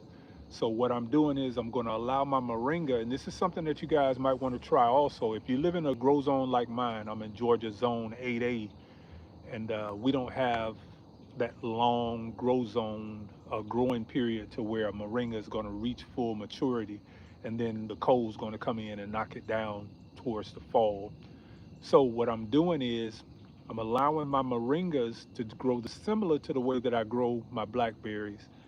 Grow it up to about 18 inches, and then you top it.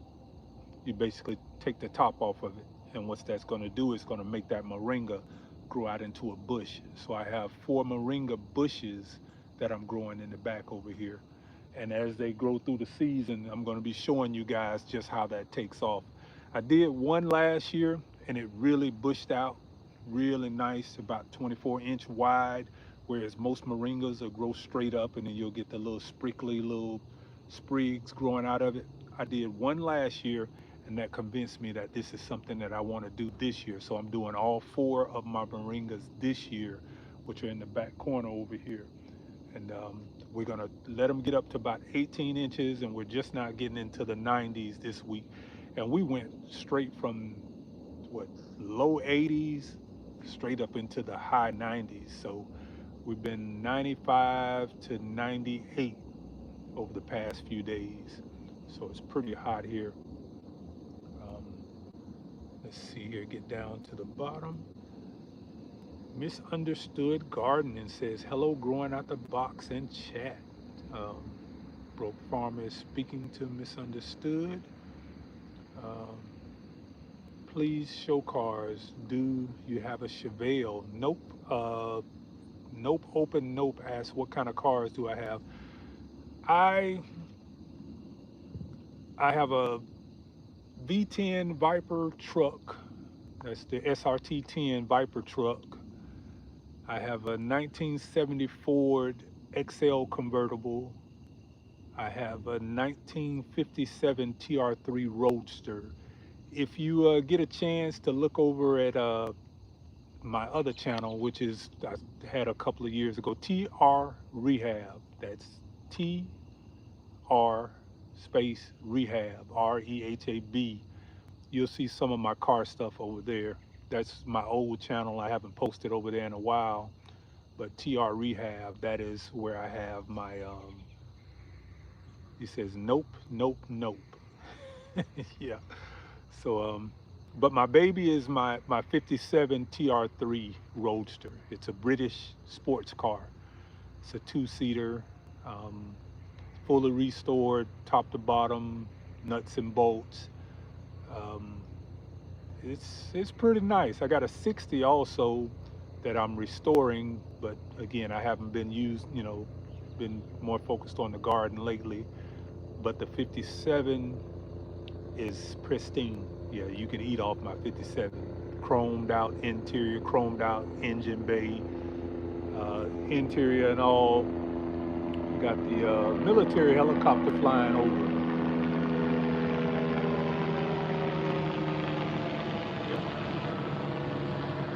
But if you go over to my TR Rehab, you'll see. I don't know if you look down in my, I guess you call it favorite channels or something like that. It's down in there.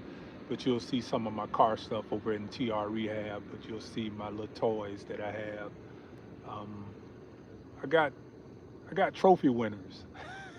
they they're not they're not everyday drivers. I got trophy winners, and you'll see on a lot of the car shows is what I show on the TR Rehab, where I have my plaques and trophies that we win at the car shows. I have show cars, and haven't really, like I said, been into them lately. 1313 Big TV says, "Giddy up." Um, um, Pyrethrum daisies, I have to look at them. Did you? No, they're not Shasta daisies. Pyrethrum, they look just like Shasta daisies. If you look at the pyrethrum daisies, they look just like Shasta daisies. They grow real bushy in clumps. You can split them up and spread them everywhere. Um, what's the word that I want to use for it? Um, like I said, it's not something that you want to use lightly because it does not discriminate. If you spray it on anything, it's going to knock it down. It's 100% organic, but it is a knockdown. Yeah, it is. It knocks things down. So you want to spray that again late evenings if you're having stuff like issues with leaf-footed nymphs. Knock the leaf-footed nymphs out like that. That's why I don't have those issues this year. I do have them, you know, occasionally where they'll fly in, and then of course they're going to lay eggs because that's the process of what insects do. But 2 years ago, leaf-footed nymphs literally wiped out all my tomatoes, and since then I started growing the pyrethrum daisies, and I use that whenever things get really rough. But this year, I'm not having that experience with them. Let's see here. Trying to see. Get down to the bottom here of the chat.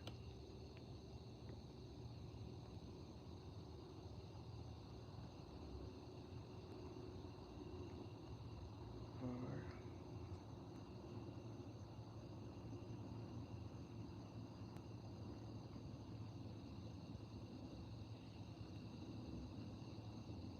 I don't know if the chat's froze on me or what. Can you guys hear me? I don't know if the chat's froze. Last time the chat just dropped out on me. Can I use or water for the way spray yesterday? Okay, so everybody say they can hear me. Okay, good. 1313 Big TV says, Big TY says, can I use or water for the waste spray yesterday? I don't retype that because I don't know what that I don't know what that actually means. Want to be crafted grandma chrysanthemum daisies, uh, or Dalmatian? No, they're not Dalmatian daisies, and they're not chrysanthemums. They're called pyrethrum daisies. Pyrethrum. Look that up. And pyrethrum is the organic version of pyrethroid. If you look on the back of any mosquito sprays, you're going to see pyrethroid. Pyrethroid is the synthetic version of pyrethrum. That's what you're looking for, pyrethrums. Turbinado with heavy veg tomorrow. Trying turbinado. Okay. Um, A Quiet Cook 1805 says they're trying Tarbonado sugar with hairy vetch tomorrow. That is going to be a really good nitrogen boost when you get that. And again, this is not it's not a fertilizer. So that's something that I want to tell you guys from the beginning. It is not a fertilizer. When you're doing this, these are biological stimulants. And what they do is they trigger the systemic response in your plant. So if you're giving it a nitrogen booster, you look up what nutrients that particular plant has, it triggers the systemic response. And I'm gonna go back over here and show you guys, like I said, before it gets too dark, because I know a couple of people came in that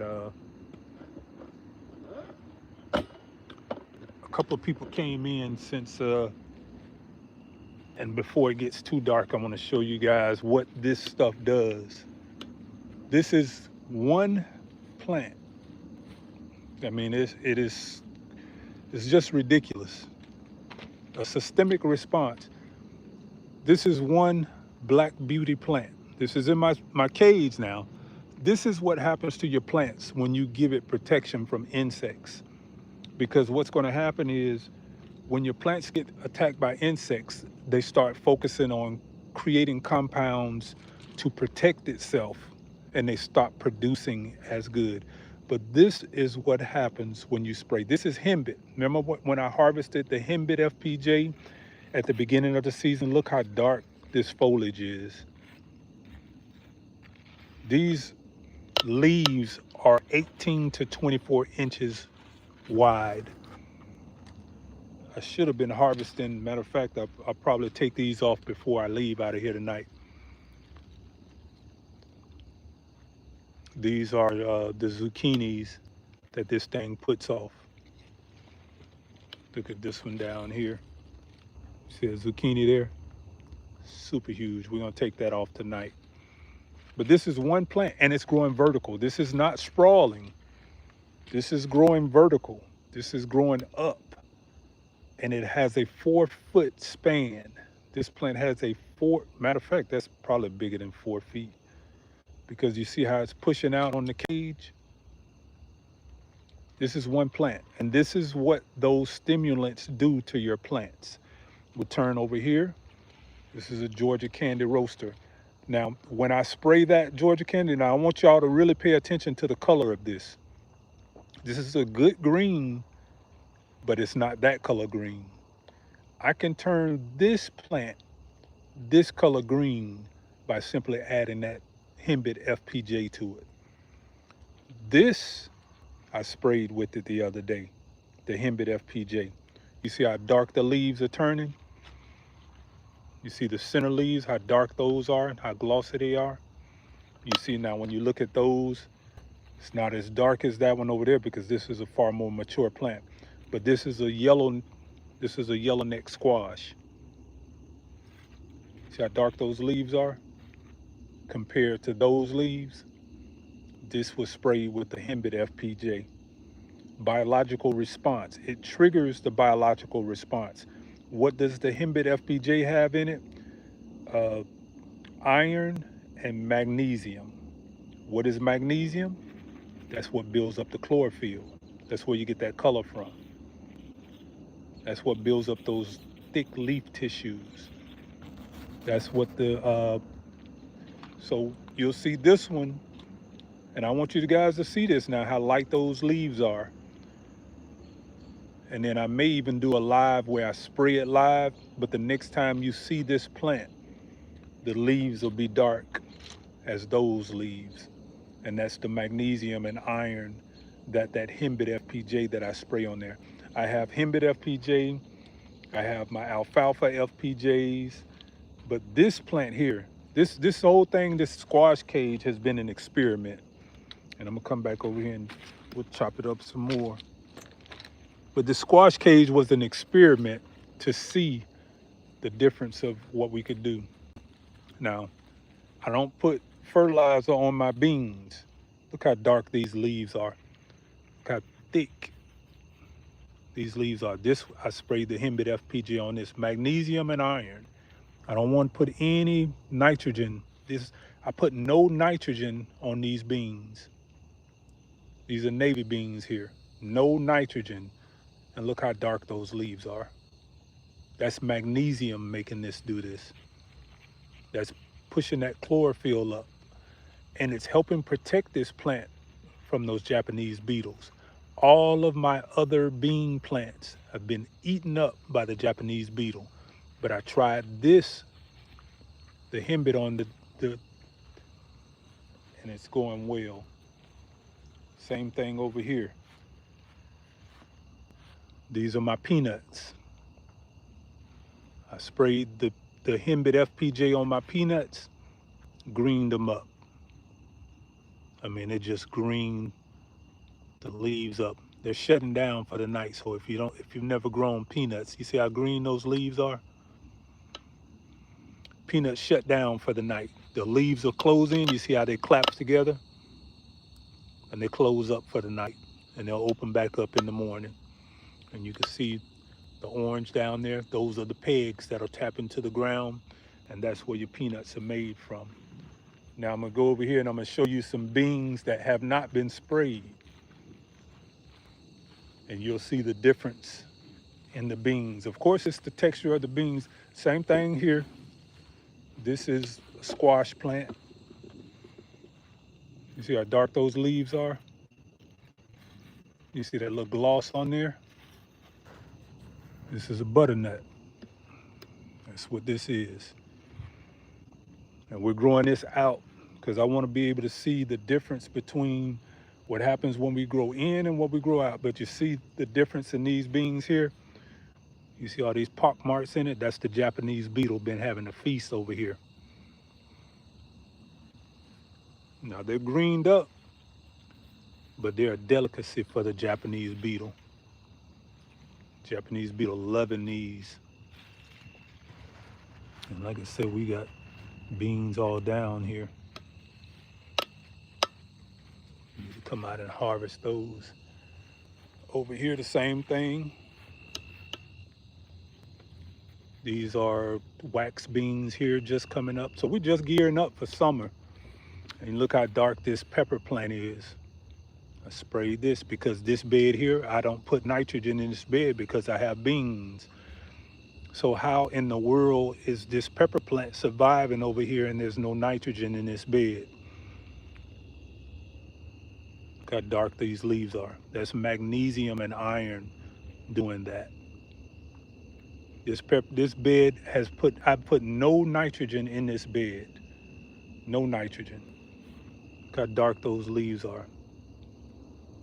And these are butterfly pea flowers there.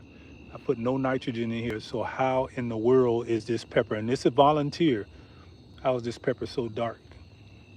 Because the bacteria is thriving in there. It's all around here like that. I mean, it's just dark leaves. You see how dark those leaves are? And look how glossy the peppers are. See that shine on those peppers? That's the bricks in it. Even this little baby here, I gotta go back and I'm gonna spray her. You see how she's light? We'll spray her with that henbit FPJ and she'll darken up. But look at those beautiful red peppers down there. Beautiful color. Oh yeah, that's everywhere. Even with the, you come over here to my sweet potatoes. I sprayed those with it. Look how dark those leaves are. And if you grow sweet potatoes, you know the Japanese beetle loves sweet potato leaves, but they're not bothering them as bad. Now they are bothering them. I'm not gonna say they're not eating them, because they're gonna get them, but it's not as bad as it normally would be. Look how dark these leaves are. Sweet potato leaves. So that's what we're doing out here. And then we come out here. This is my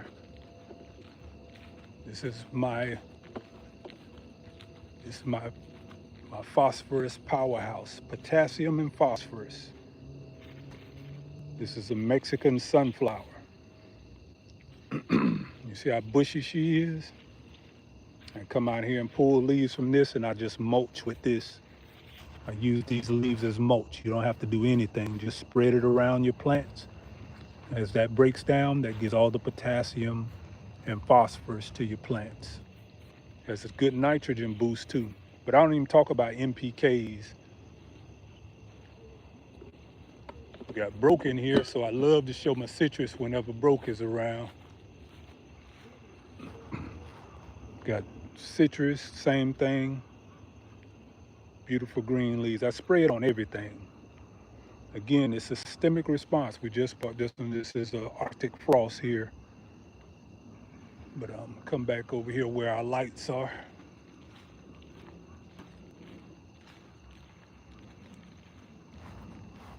But yeah, it's doing it like that biologically. This has really been a game changer. It's really been a game changer the whole way. And until you start growing this way, you're not going to really understand it because I mean it just changes the personality of the way your fruits grow. Excuse me. So let me get down to the bottom of the chat here. Broke is speaking. He says, "What's up, Dave?" Terrence says, "What variety of sweet potatoes?" Those are the shortest day variety sweet potatoes, Georgia Jets. If you have not put your sweet potatoes in, and I just put sweet potatoes in today, as a matter of fact, today, I just put sweet potato slips in today. Georgia Jets, 85 days to maturity. I grew them last year for the first time, and I was so happy with, was it last year or the year before last? I think I've been growing them 2 years now. But I've been so happy with the Georgia Jets. I'm not growing any of the other ones. The Georgia Jets, they're going to give you large sweet potatoes in the shortest amount of time. Any other sweet potato usually takes you probably 100 to 120 days, sometimes 130 days to maturity. The Georgia Jets, 85 days to maturity. So if you have a short season, Georgia Jets is what you want to be growing. And I am very happy with the Georgia Jets. Let's see here. I don't know if my chat is keeping up with you guys. Let me see here. Come out and go back in. Yeah, there we go. Yeah, my chat wasn't keeping up. So let me go back here. I'm gonna go back and read some of these because my chat wasn't keeping up. Let's see here. I wish I had my timestamp so I could really see. Dave Busby is speaking to Broke Farmer. Y'all know the drill. Hit that them little hearts over there on the side, because that's what makes the chat get shared out. Those 100s, hearts, and all of that. Y'all hit those on the side there, because that last time we had 11,000 reactions. Last two chats that we had, the last two lives that we had over 11,000 reactions. That's what gets that thing shared out. You make Do you make the Himbit FPJ? That's what Just a Moment says. Yes. If you look back into my full length videos, you'll see the Himbit FPJ where I'm showing you exactly how I make it. The Himbit FPJ, I do the same thing with the alfalfa. I did the alfalfa live. I can do the same thing with the comfrey, the Mexican sunflower, even the sweet potato tips. Now here's a beautiful part, sweet potato tips, and I just cut some today and I'm doing an FPJ with my sweet potato tips. Now why would the sweet potatoes be good for an FPJ, and that's a fermented plant juice? Because it has the ability to withstand the heat, so the heat tolerance, that's one, and then also the elongation, things that vine out. cucumbers, squash plants. You can spray that on there and it'll take on the biological imprint of the sweet potatoes. That hardiness that that sweet potato is going to have in this summer heat, you can transfer some of that over into your other plants. So yeah, that's one of the things that we're going to be looking at. He did a video on the Himbit FPJ. Yep, that's right. Welcome. We did a video on the Himbit FPJ, and it absolutely is amazing. So let's see. Wanna be crafted grandmama says I know, and they look like the other things too. Was this C Thomas? Hello everyone. C Thomas coming into the room speaking. Y'all give C Thomas a little love. Just a moment, saying thank you to welcome. Um, let's say Miss G says, what size container for sweet potatoes? How many slips planted per container? I'm getting ready to plant mine for the first time. I can't decide the best way to plant them. With sweet potatoes, I try to keep 12 to 18 inches apart. So whatever size container it is, just remember 12 to 18 inches apart.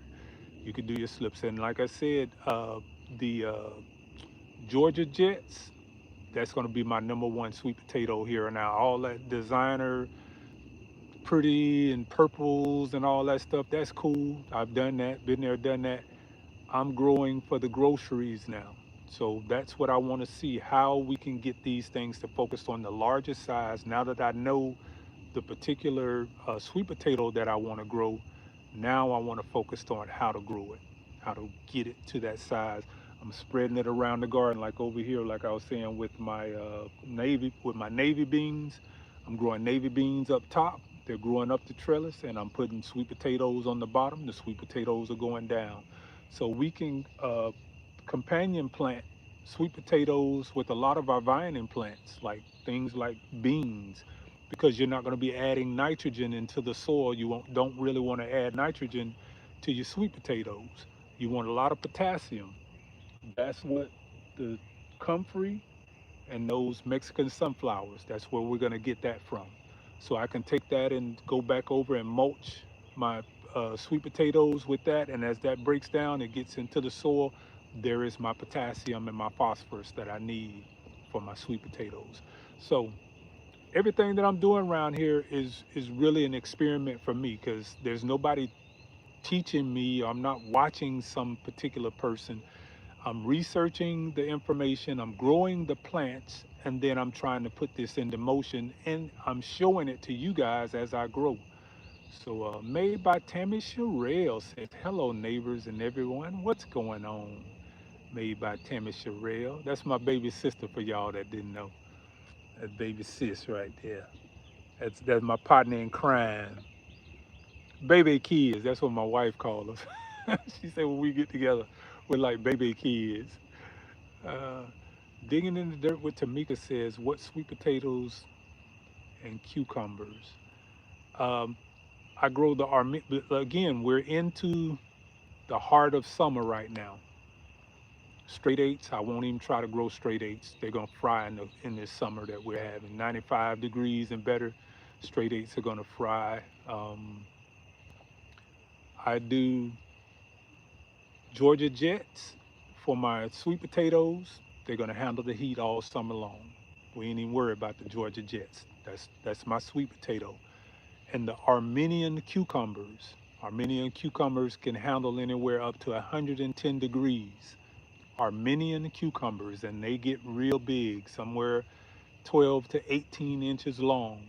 I think Hands in the Dirt, if he's in here, Hands in the Dirt is growing some as well. But Armenian cucumbers, actually Hands in the Dirt was the first person that I heard talking about the Armenian cucumbers.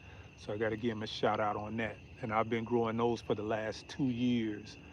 Um, those are my two. I'm not doing all these different kind of cucumbers, designer cucumbers, the cute cucumbers and the short cucumbers. I'm growing the cucumbers that wants to grow in my climate. This time of the year, all of that stuff's gonna shut down. Everything that I'm growing in my garden right now is geared up for the heat. That's what we're doing. We're growing for the heat. The Armenian cucumbers, they grow for the heat. The alfalfa grows for the heat. All my citrus growing in the heat. My navy beans growing in the heat. My purple hull peas growing in the heat. Whatever beans, black beans growing in the heat. All of these, my Georgia candy roasters, they love the heat. Let's see what else we're growing out here. That's the Black Beauty eggplants. They love the heat. The okra, they love the heat.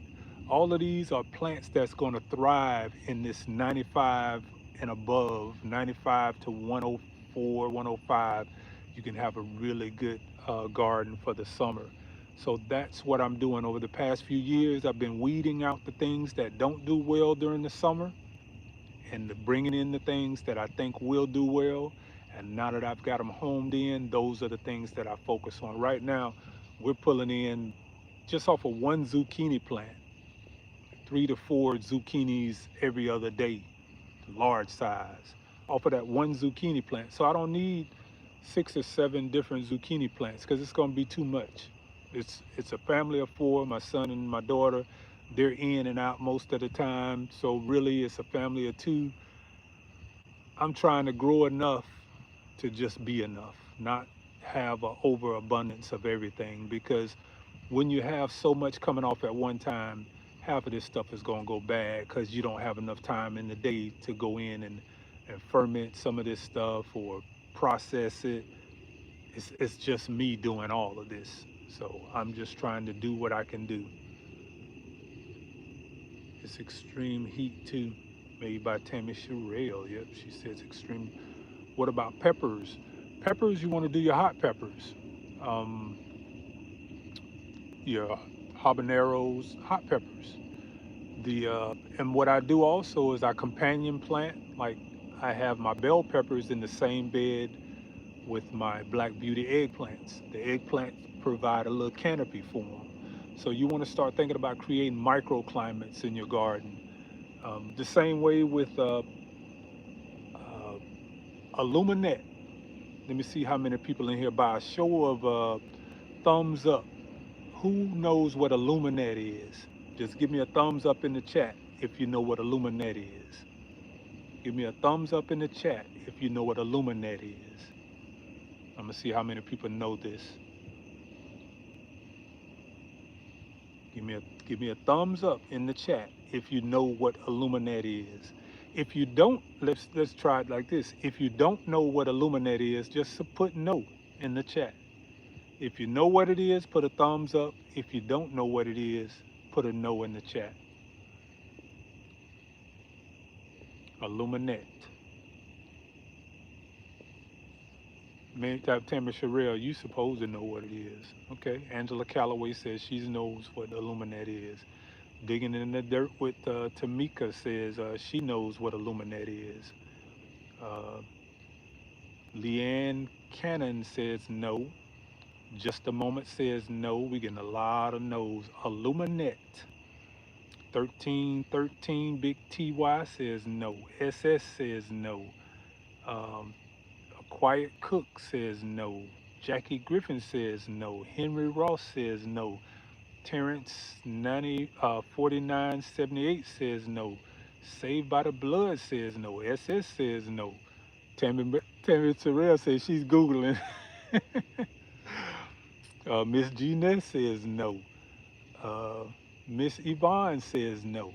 Okay, forget about the shade cloth that you guys have been using. Look up aluminette. Now, I was trying to get that in from my manufacturers, but it's not going to be here by the time this heat. I mean, we're really into it right now. But I'm going to have the aluminette in growingoutthebox.com. So we're down right now. The shop is still down. But when we come back up, we're going to have a few different things. We're rearranging some things. The shop is going to be looking really nice. But aluminette is something that you guys want to look up. It's going to replace your shade cloth. Aluminette allows the sun to hit takes away that heat that the sun gives from the UV rays, still allows the photosynthesis to happen with your plants, and it keeps your plants sometimes 20 to 30% cooler than the ambient temperature outside. Aluminate, aluminate, that's what you want to start looking for. Aluminum, aluminum, like Aluminet. Aluminate is what you're looking for. Aluminate. They have them on Amazon, so I'm not going to cuff the information.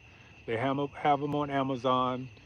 You can get anywhere from a 30% to a 50%, 70%, all the way up to a 99% shade cloth. I have some inside, and I wish I would have had my wife's taking my daughter to the airport, so she's not here to save me tonight. Can you spell it for us, please? Aluminate, Aluminet. Aluminum. Think about aluminum, but you're just putting net. Aluminate is how you spelling it. That's where I saw them on Amazon. Angela Calloway says she saw them on Amazon.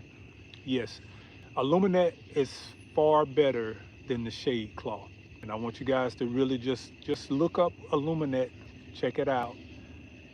It takes away again that harsh sun that comes down, still allows the UV rays to come through, and your plant still gets to photosynthesize. That is the new way to grow.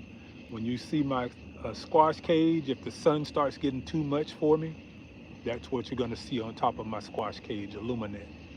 So I'm giving you guys the heads up on it right now. Well, I've seen that, but I didn't know the name of it. Dave Busby says that. Yeah, Illuminate.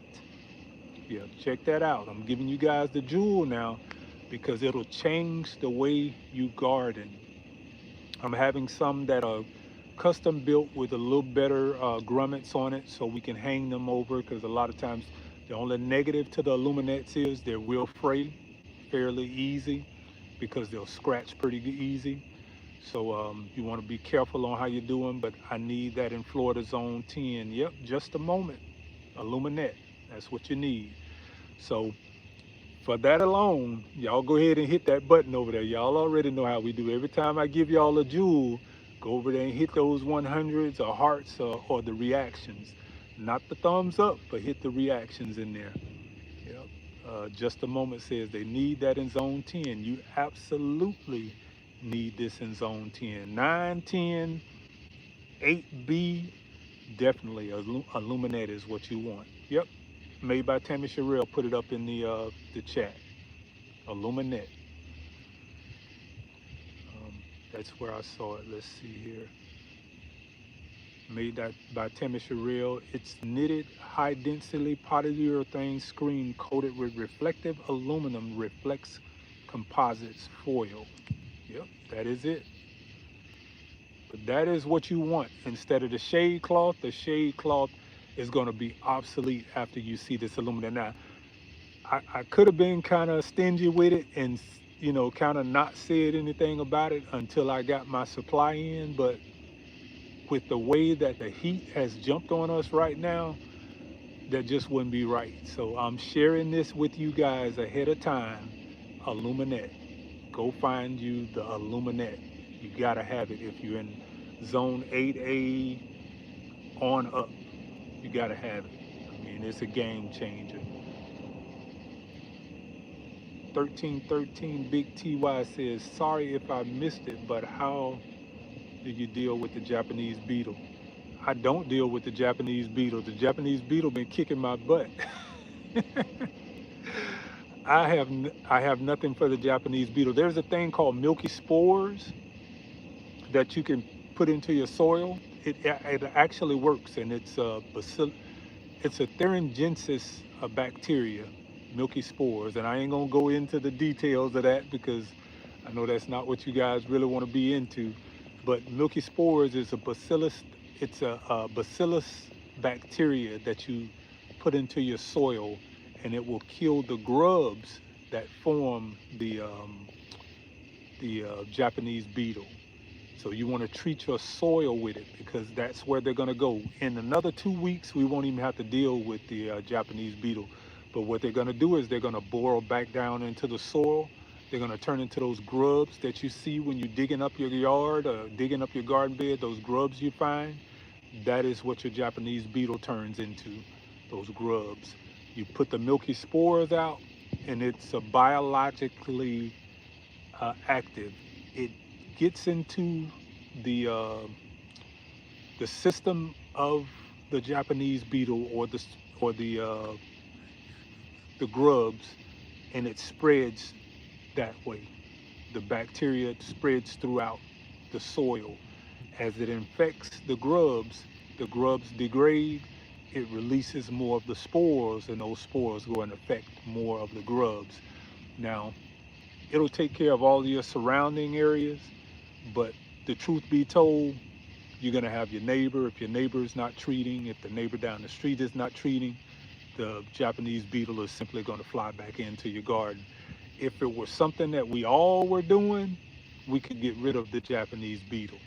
This is a naturally occurring bacteria that's in the soil. It's a therangensis.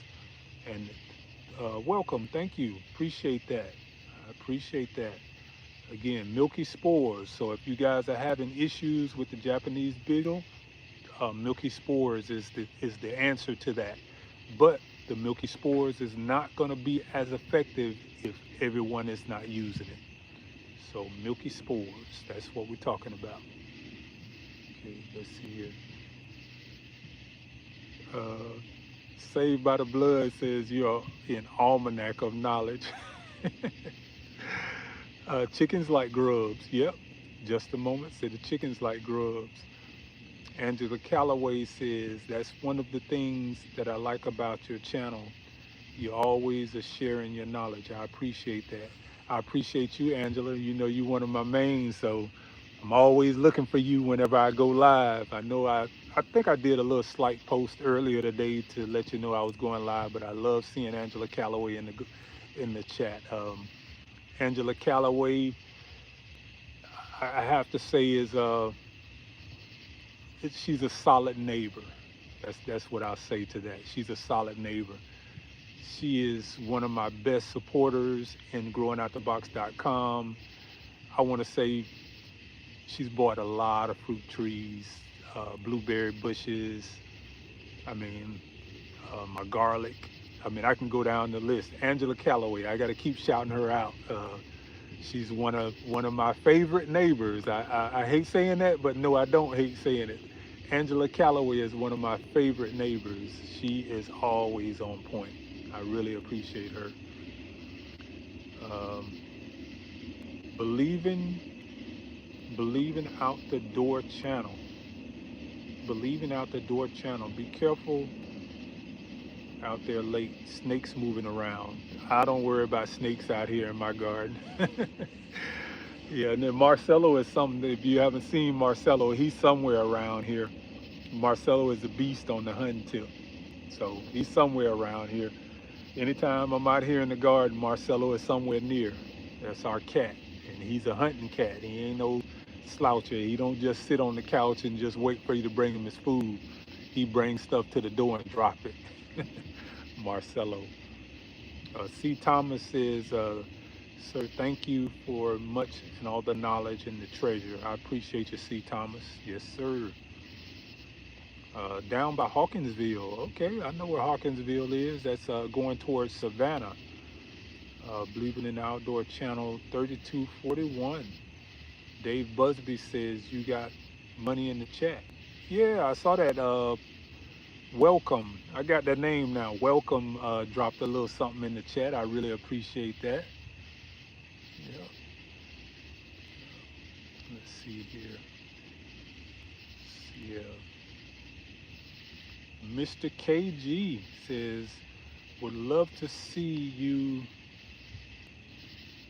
and Nia DeGrasse Dyson. Oh man, Nia DeGrasse Dyson, man, you done, boy, that is way out of my league. Boy, Nia DeGrasse Dyson is a beast on this. No, ain't nothing I could do with that. I wouldn't even want to be on the same stage. I'm awed at this guy. Empress Herbals is growing out the box.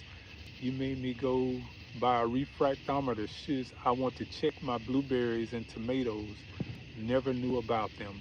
That's Empress Herbal. That's right. I love, again, that refractometer is the way that you know that the inputs that you are putting in your garden is working. The refractometer tells you the Brix levels, the antioxidants that are in your plant, and the sap nutrient density of the plants that you're growing. If you saw my, I call it Godzilla for y'all, for those in here that are old enough to know what Godzilla is, that's what I'm calling my zucchini squash over there, Godzilla. I mean, that thing is huge, a 4 foot imprint, and I'm growing it vertical. But that is the result of knowing the bricks on these plants and the inputs that we're putting in, all of these organic inputs.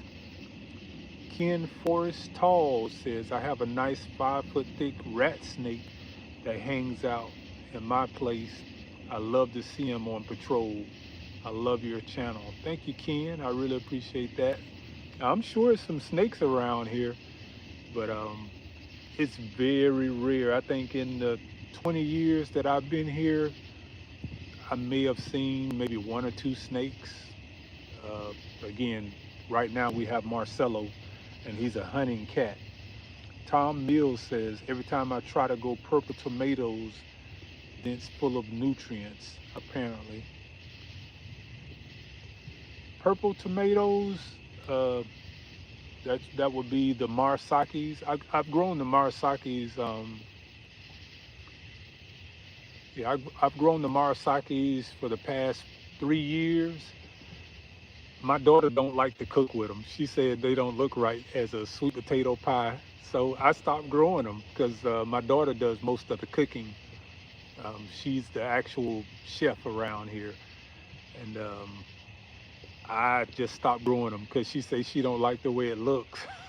Not that it don't taste good. She says she just don't like the way it looks as a sweet potato pie. She wants a regular golden sweet potato pie. So if she's not going to cook it, I'm not going to grow it. So most of the stuff around here I grow because my daughter likes to cook. And yeah. Miss Shirley OG, hey, what's going on? Been listening in the bushes. I'm glad you came out the bushes and showed yourself. Empress Herbal say, oh, my 4 foot imprint. Yeah, I call it Godzilla. That's what my squash is right now. It has a 4 foot footprint. The thing is huge. SS says, I love that you and your family. I love that for you and your family. Yeah, my daughter is the cook. She gets down in the kitchen. A whole lot of things you might hear me say bad about her, but one of them is not that she can't cook. That girl throws down in the kitchen. So Pat Waters says, first time here, I have 2 blueberry bushes in zone 9A, Florida.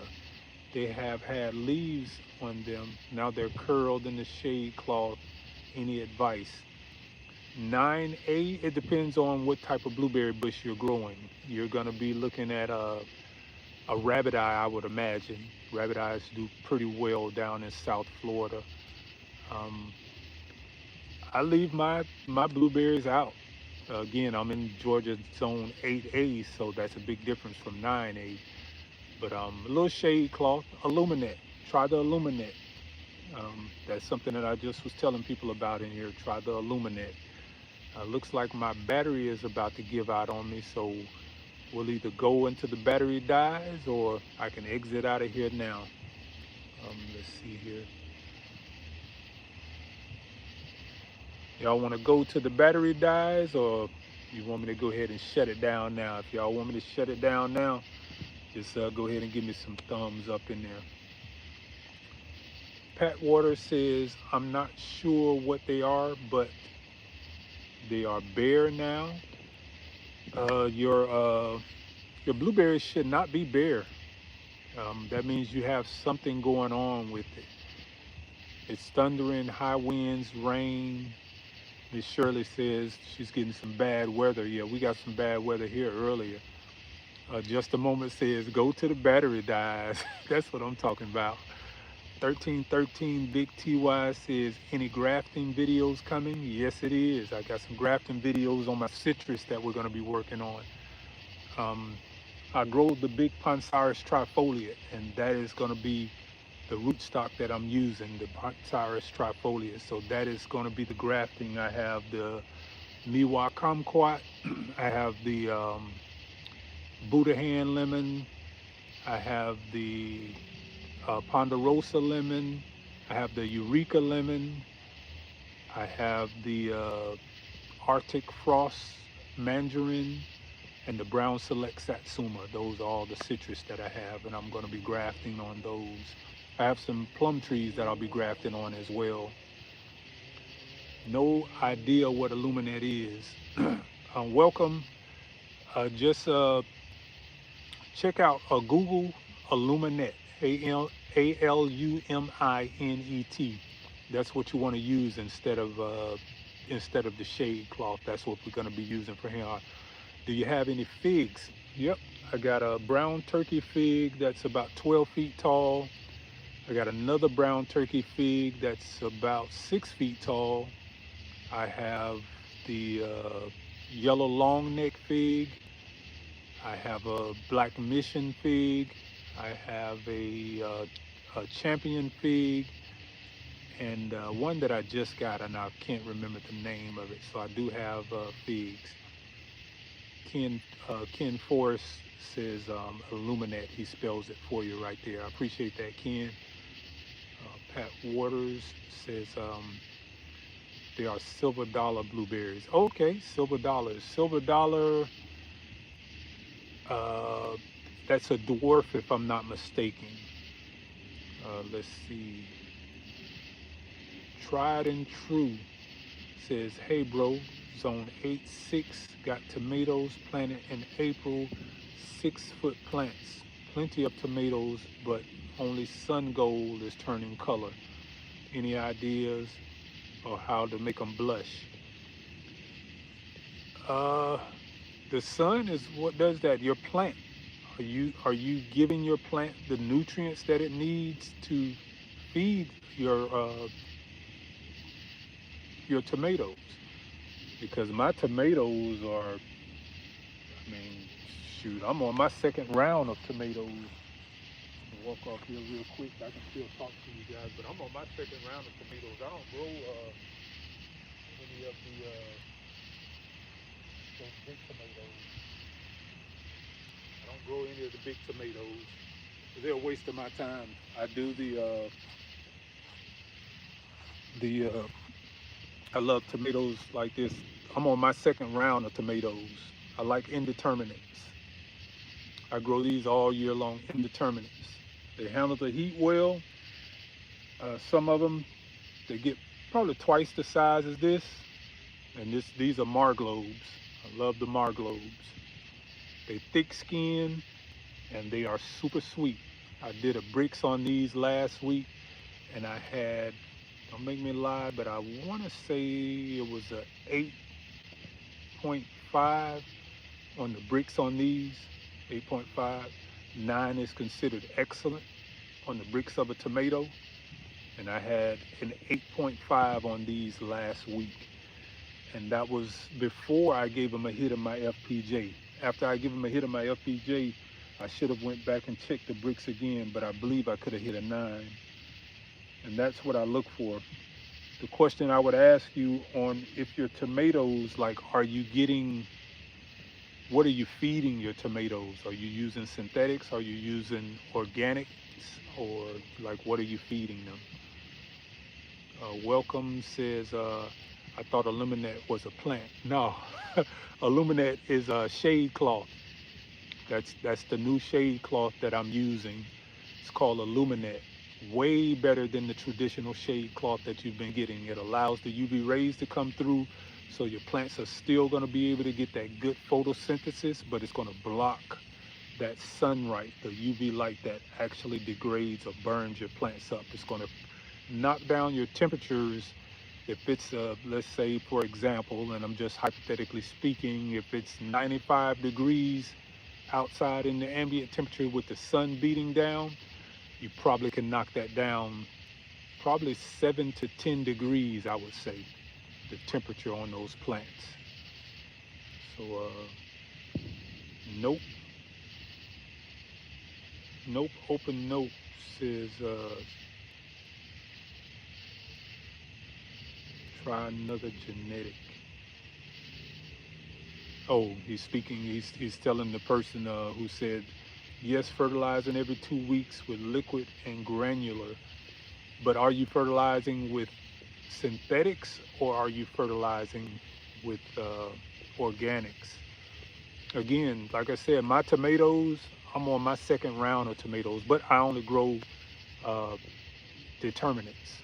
I grow determinants for the same reason, because right about now when that sun starts hitting real hard, all of my tomatoes have produced, and I have a whole separate section of tomatoes that are due to come out. Um, that just works well for me. I'm not into growing these super huge tomatoes. I'm just not. I like growing tomatoes that are practical. You could take them in, you can make sandwiches out of them, and they're very meaty. And at the same time,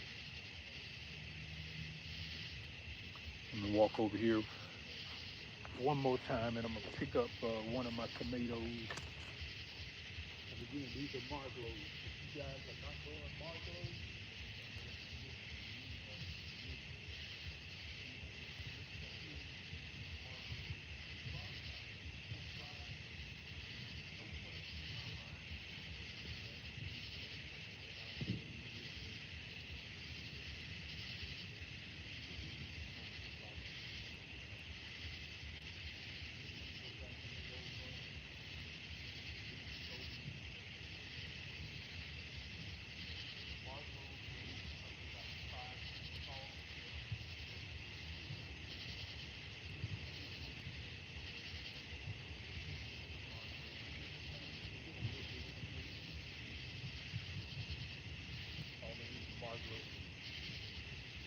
and I'll do probably about 10 of these.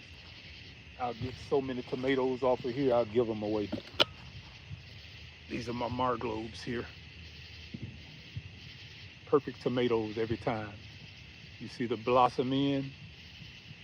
Let me see if you see the blossom end on that? Beautiful tomatoes. You can make paste out of them. You can do sandwiches with them. They don't crack. I mean, they're beautiful tomatoes. Perfect tomatoes every time. I just went and pulled these off. Perfect tomatoes. Every single time. Marglobes. Welcome. Did you just do another super chat? I appreciate that, man. I really appreciate it. Marglobes. That's what I grow. Like I said, these things, I take them.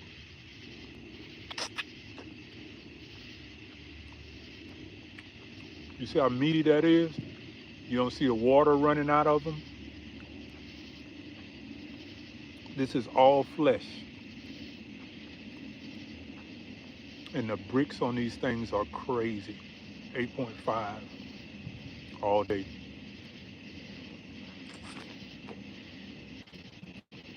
None of that running water.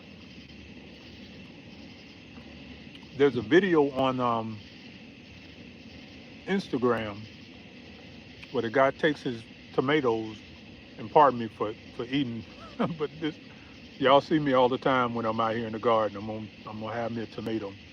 I eat my tomatoes just like fruit, because that's how good they are. But there's a guy on Instagram that puts all his tomatoes in a bowl, he blends them up, puts them in the refrigerator, comes back a couple of days, and you'll have the water on the bottom where it's separated, and then the pulp from the tomato is on the top. You don't get that with these. If you blend this up, this is exactly what you're gonna get. There's not gonna be any water separation at the bottom. These are super meaty tomatoes, and these are called marglobes. I just harvested some of mine, and I let a couple of these stay on the vine because I want them to ripen out here. And then what I'll do is I just take them, and as they start to to grow older, I'll take them and just squeeze them into a bowl, put a little water in it, drape a towel over it, and then set them on to the side, let them ferment. They'll get that calm yeast on the top, rinse them off, and they're my seeds for next season. Marglobe, these things are delicious. So let me come back down to the chat. Nope, Open Nope says, beautiful, sir. Jackie Griffin, do you sell seeds? I will be selling seeds. I have what they call a seed packet. And what that seed packet is, every seed that's around my garden, there'll be 14 seeds. And you tell me by thumbs up. Y'all give me a thumbs up if y'all think this is a solid idea. Instead of going and buying each seed, paying $2.99 for a seed, one particular seed pack, you'll have every seed that I'm growing in my garden. There's 14 seeds that growing in my garden. Every one of my tomatoes, which will be my Marglobe is my main tomato, and of course my black cherry, that's going to be 2 of them. You seen that huge Black Beauty eggplant that I had that was the size of my head? That'll be another one in my seed pack. Those squash that you see me growing over there, that'll be in the seed pack. All of these things are growing, and in that seed pack, there's going to be my regimen for how I grow them. The organic inputs that I add to them, like comfrey, Mexican sunflower, my what is it, stinging nettle, what is another one that I have here, my alfalfa. That's what is growing all of this. Excuse me. There you go. Yeah, seed pack. So instead of having each seed sold for, let's say, these things are instead of selling each seed pack for $2.99, I want to do all 14 seeds, because I'll collect up all 14 seeds that come out of my garden and sell the entire package, let's say for $20. So you're getting all seeds for $20, and it'll come with a booklet, a pamphlet, because many of you have been asking, when am I going to do a book? But this book will have my entire growing regimen, also have the QR code to the videos where I'm growing these. So it's a whole package, and that's what I didn't want to do. I didn't want to shortcut you guys by just throwing anything out there. It's just with this whole growing out the box brand that I'm trying to build, there's a rhyme to the reason. And the reason why I haven't been selling seeds is because I have this vision of this packet that I want to put together. And in this packet, they'll come with a book, and in that book, it'll have the QR codes that shows you how I'm growing, so you can click on the video. And also has everything that I'm doing, from the FPJs, the formula that I'm using for the FPJs, which plants that I'm using to make the FPJs, and which plants that I'm feeding these FPJs to get the nutrient backing that I'm getting. So Auntie's World, great idea for the seed packet. Yeah, and I'm probably giving away my idea right now, but that's what I want to do with the seed packet. I want to make it to where it makes sense, because to be packing up $2.99 pack of seeds and shipping it out, that's too burdensome. Whereas I can give you guys my entire garden, and when we start growing throughout the season, when you see in my garden in the middle of the summer still producing fruit, you should be able to do the same thing, because you're going to have the genetics of the same plants that I've been growing for the past 4 or 5 years. All of these plants are grown organically. You guys see me growing it. You see the fertilizers that I'm using, or the biological inputs that I'm putting on these plants, and it just makes growing it so much simpler.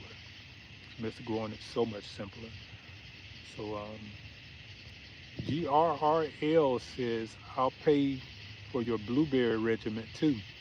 The blueberry regimen is free. You don't have to pay for it. All you got to do is watch the videos. I got planting videos, I got harvest videos, I got growing in pot videos. Next, going into fall, this is something that I want to tell you guys. Going into fall, we're going to be doing our blueberry pit. and the blueberry pit is actually in the ground. So we're going to show you how we've been growing our blueberries in ground. I have a neighbor that we've been working on the project on, and I'm going to show some of the videos coming from that when we get to go into the fall. Look at that Japanese beetle. So as we get closer to the fall, when we start getting ready to plant our blueberries in ground, not in our planters, not in pots. We're going to show you how to grow in ground, but I'm going to show you how to create that perimeter around your blueberries with the sulfur, the elemental sulfur. We're going to show you how to prep the bed. We're going to show you how to create the funnel on the inside of the bed, the whole nine. But it's a whole planting regimen that if you are growing in ground, this is going to change the game. That's what we're doing over here. Jack says, brown squirrels are ripping up bird nettings over my 35 blueberry bush plants. Birds are now following the squirrels. You need a cat. That's what you need. You need a cat. I mean, we have a cat. So Marcelo comes out here. He comes out the house early morning.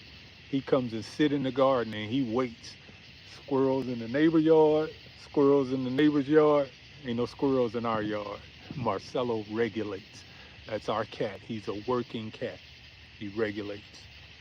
1313 Big TY says, I started a 50-foot by 4 hugelkultur mound that shaded on the backside. Any suggestions that could grow for the shaded side? Yeah, you're just basically creating microclimates. That's, let's see what I have out here. I have microclimates right here with my kale. My kale protects my, my tomatoes. So you create microclimates on the backside of your thing. Just figure out what plants that you want to grow that may not need as much lighting, like maybe some of your brassicas, maybe. If you're growing some collards, you may want to grow collards on the backside. Kale. Kale can handle the heat, but you can grow kale on the backside of it. What's something else that can grow on the backside that likes a little cool? I would say brassicas, because I'm growing brassicas in the heart of the summer as well. So that's something that I'm really looking at, to move my brassicas into a different location where I have like a trellis on the backside and it doesn't get any sunlight till maybe about 11:30. So I think I'm going to move my brassicas to that area. Create microclimates in your garden. That's one of the best ways to do it. Dogs work for squirrels. Yeah, just a moment says dog works for squirrels. Siket, great things to come. Excited. Thank you. Yeah, absolutely. Welcome says 1313. I have a hugelkultur mound the same size. I grew cantaloupe on mine. Okay, that's a good idea. Welcome. That's a good idea. Growing cantaloupe on the backside. Miss Yvonne says mine too. I got mine in Maine. Coon. He's worth the weight in gold. Okay, she's saying she's got a cat, and that cat's a working cat. That's right. We have a tuxedo, and Marcelo is not a joke. I mean, he'll bring plants to the door. He'll bring squirrels, chipmunks, birds, and he'll drop them at the door. I mean, he is a hunter, and he gets rewarded very well. Ken Forrest says, gotta grow. Thank you. Good night. Appreciate you, Ken, for coming in. Welcome says, keep going. Robert Wilson, does the cat work well with the birds and the blueberries and blackberries as well? My cat, Marcelo, literally comes out here and sleeps in the garden. This is where he hunts at. When you think about the lion in the wild, in the jungle, this is his little hunting ground. He actually comes out here and you'll see him sneak up behind birds, squirrels. I got fake owls out here that I move around from time to time. but Marcelo is a major contributing factor to how I'm able to grow what I'm growing out here. Yes, he actually plays a part. He comes out here and he hunts every day. Holcomb gives the thumbs up. Um, Welcome says, you're welcome, Big TY.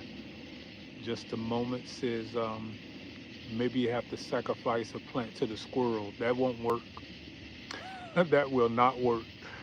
I hear so many people say, grow some blueberries on the opposite side of the yard and the birds won't mess with. Nah, that don't work. It don't work for me. I'm not going to say it won't work. I'm just going to say it does not work for me. Okay, a tuxedo is tuxedo cat. Yep, that's what Marcelo is. 1313 says good night, TY.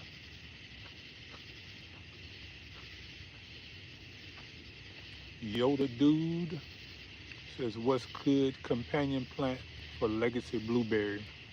Legacy is what you call a universal pollinator. So you can do sweetheart for the legacy, for your legacy. You can do northern or southern high bush for the legacy. You could do a Duke with the legacy, Elliott with legacy. Legacy again, it's a universal pollinator. So it's one that blooms right in the middle of most of your blueberries. So legacy is a good one. If you got a legacy, you have a good universal pollinator. So all you need now is to put some pieces around it.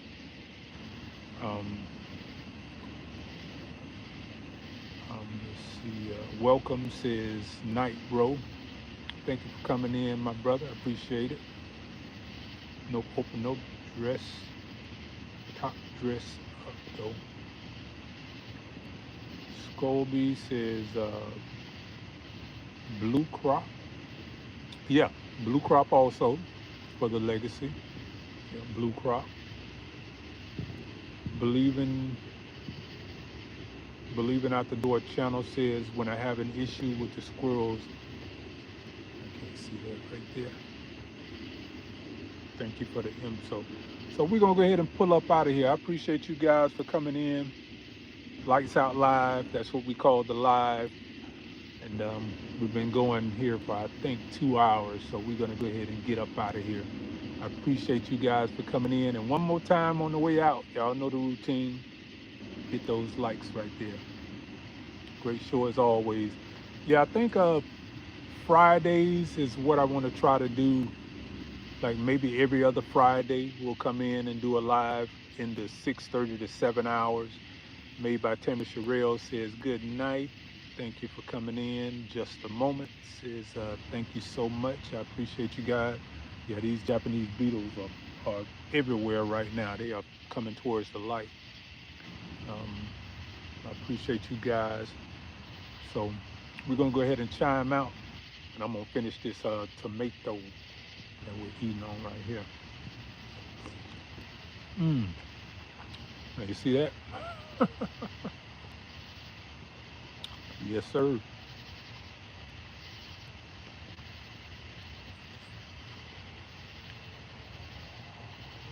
Growing what I eat. What's going on, my brother? Say peace and blessings, everyone. Yeah. Angela Calloway said great live. Thanks. Thank you for coming in, Angela Calloway. Thank you for coming in. Welcome. I'm just going down the list. Yoda Dude, appreciate you for coming in. Thank you for coming in. Jack Colpin, great show as always. Made by Tammy Sherrill, thank you. Scully, thank you for coming in. Believing in the Outdoor Channel, thank you for coming in. Robert Wilson, thank you for coming in. Let's say Ken Forrest, thank you for coming in. Miss Yvonne, thank you for coming in. Jack Copeland, I don't know if I called you out, but thank you for coming in. Miss Shirley OG, thank you for coming in. Wanna Be Crafty Grandma, 1313 Big TY. Auntie's World, thank you for coming in. Robert Wilson, Pat Waters, GRRIPW, thank you for coming in. Just a moment, thank you for coming in. We're going in, we shouting everybody out on the way out the door. And thank you again, welcome for the super chats. You hit me 2 times, my brother. I really appreciate that. Pat Waters says, peace.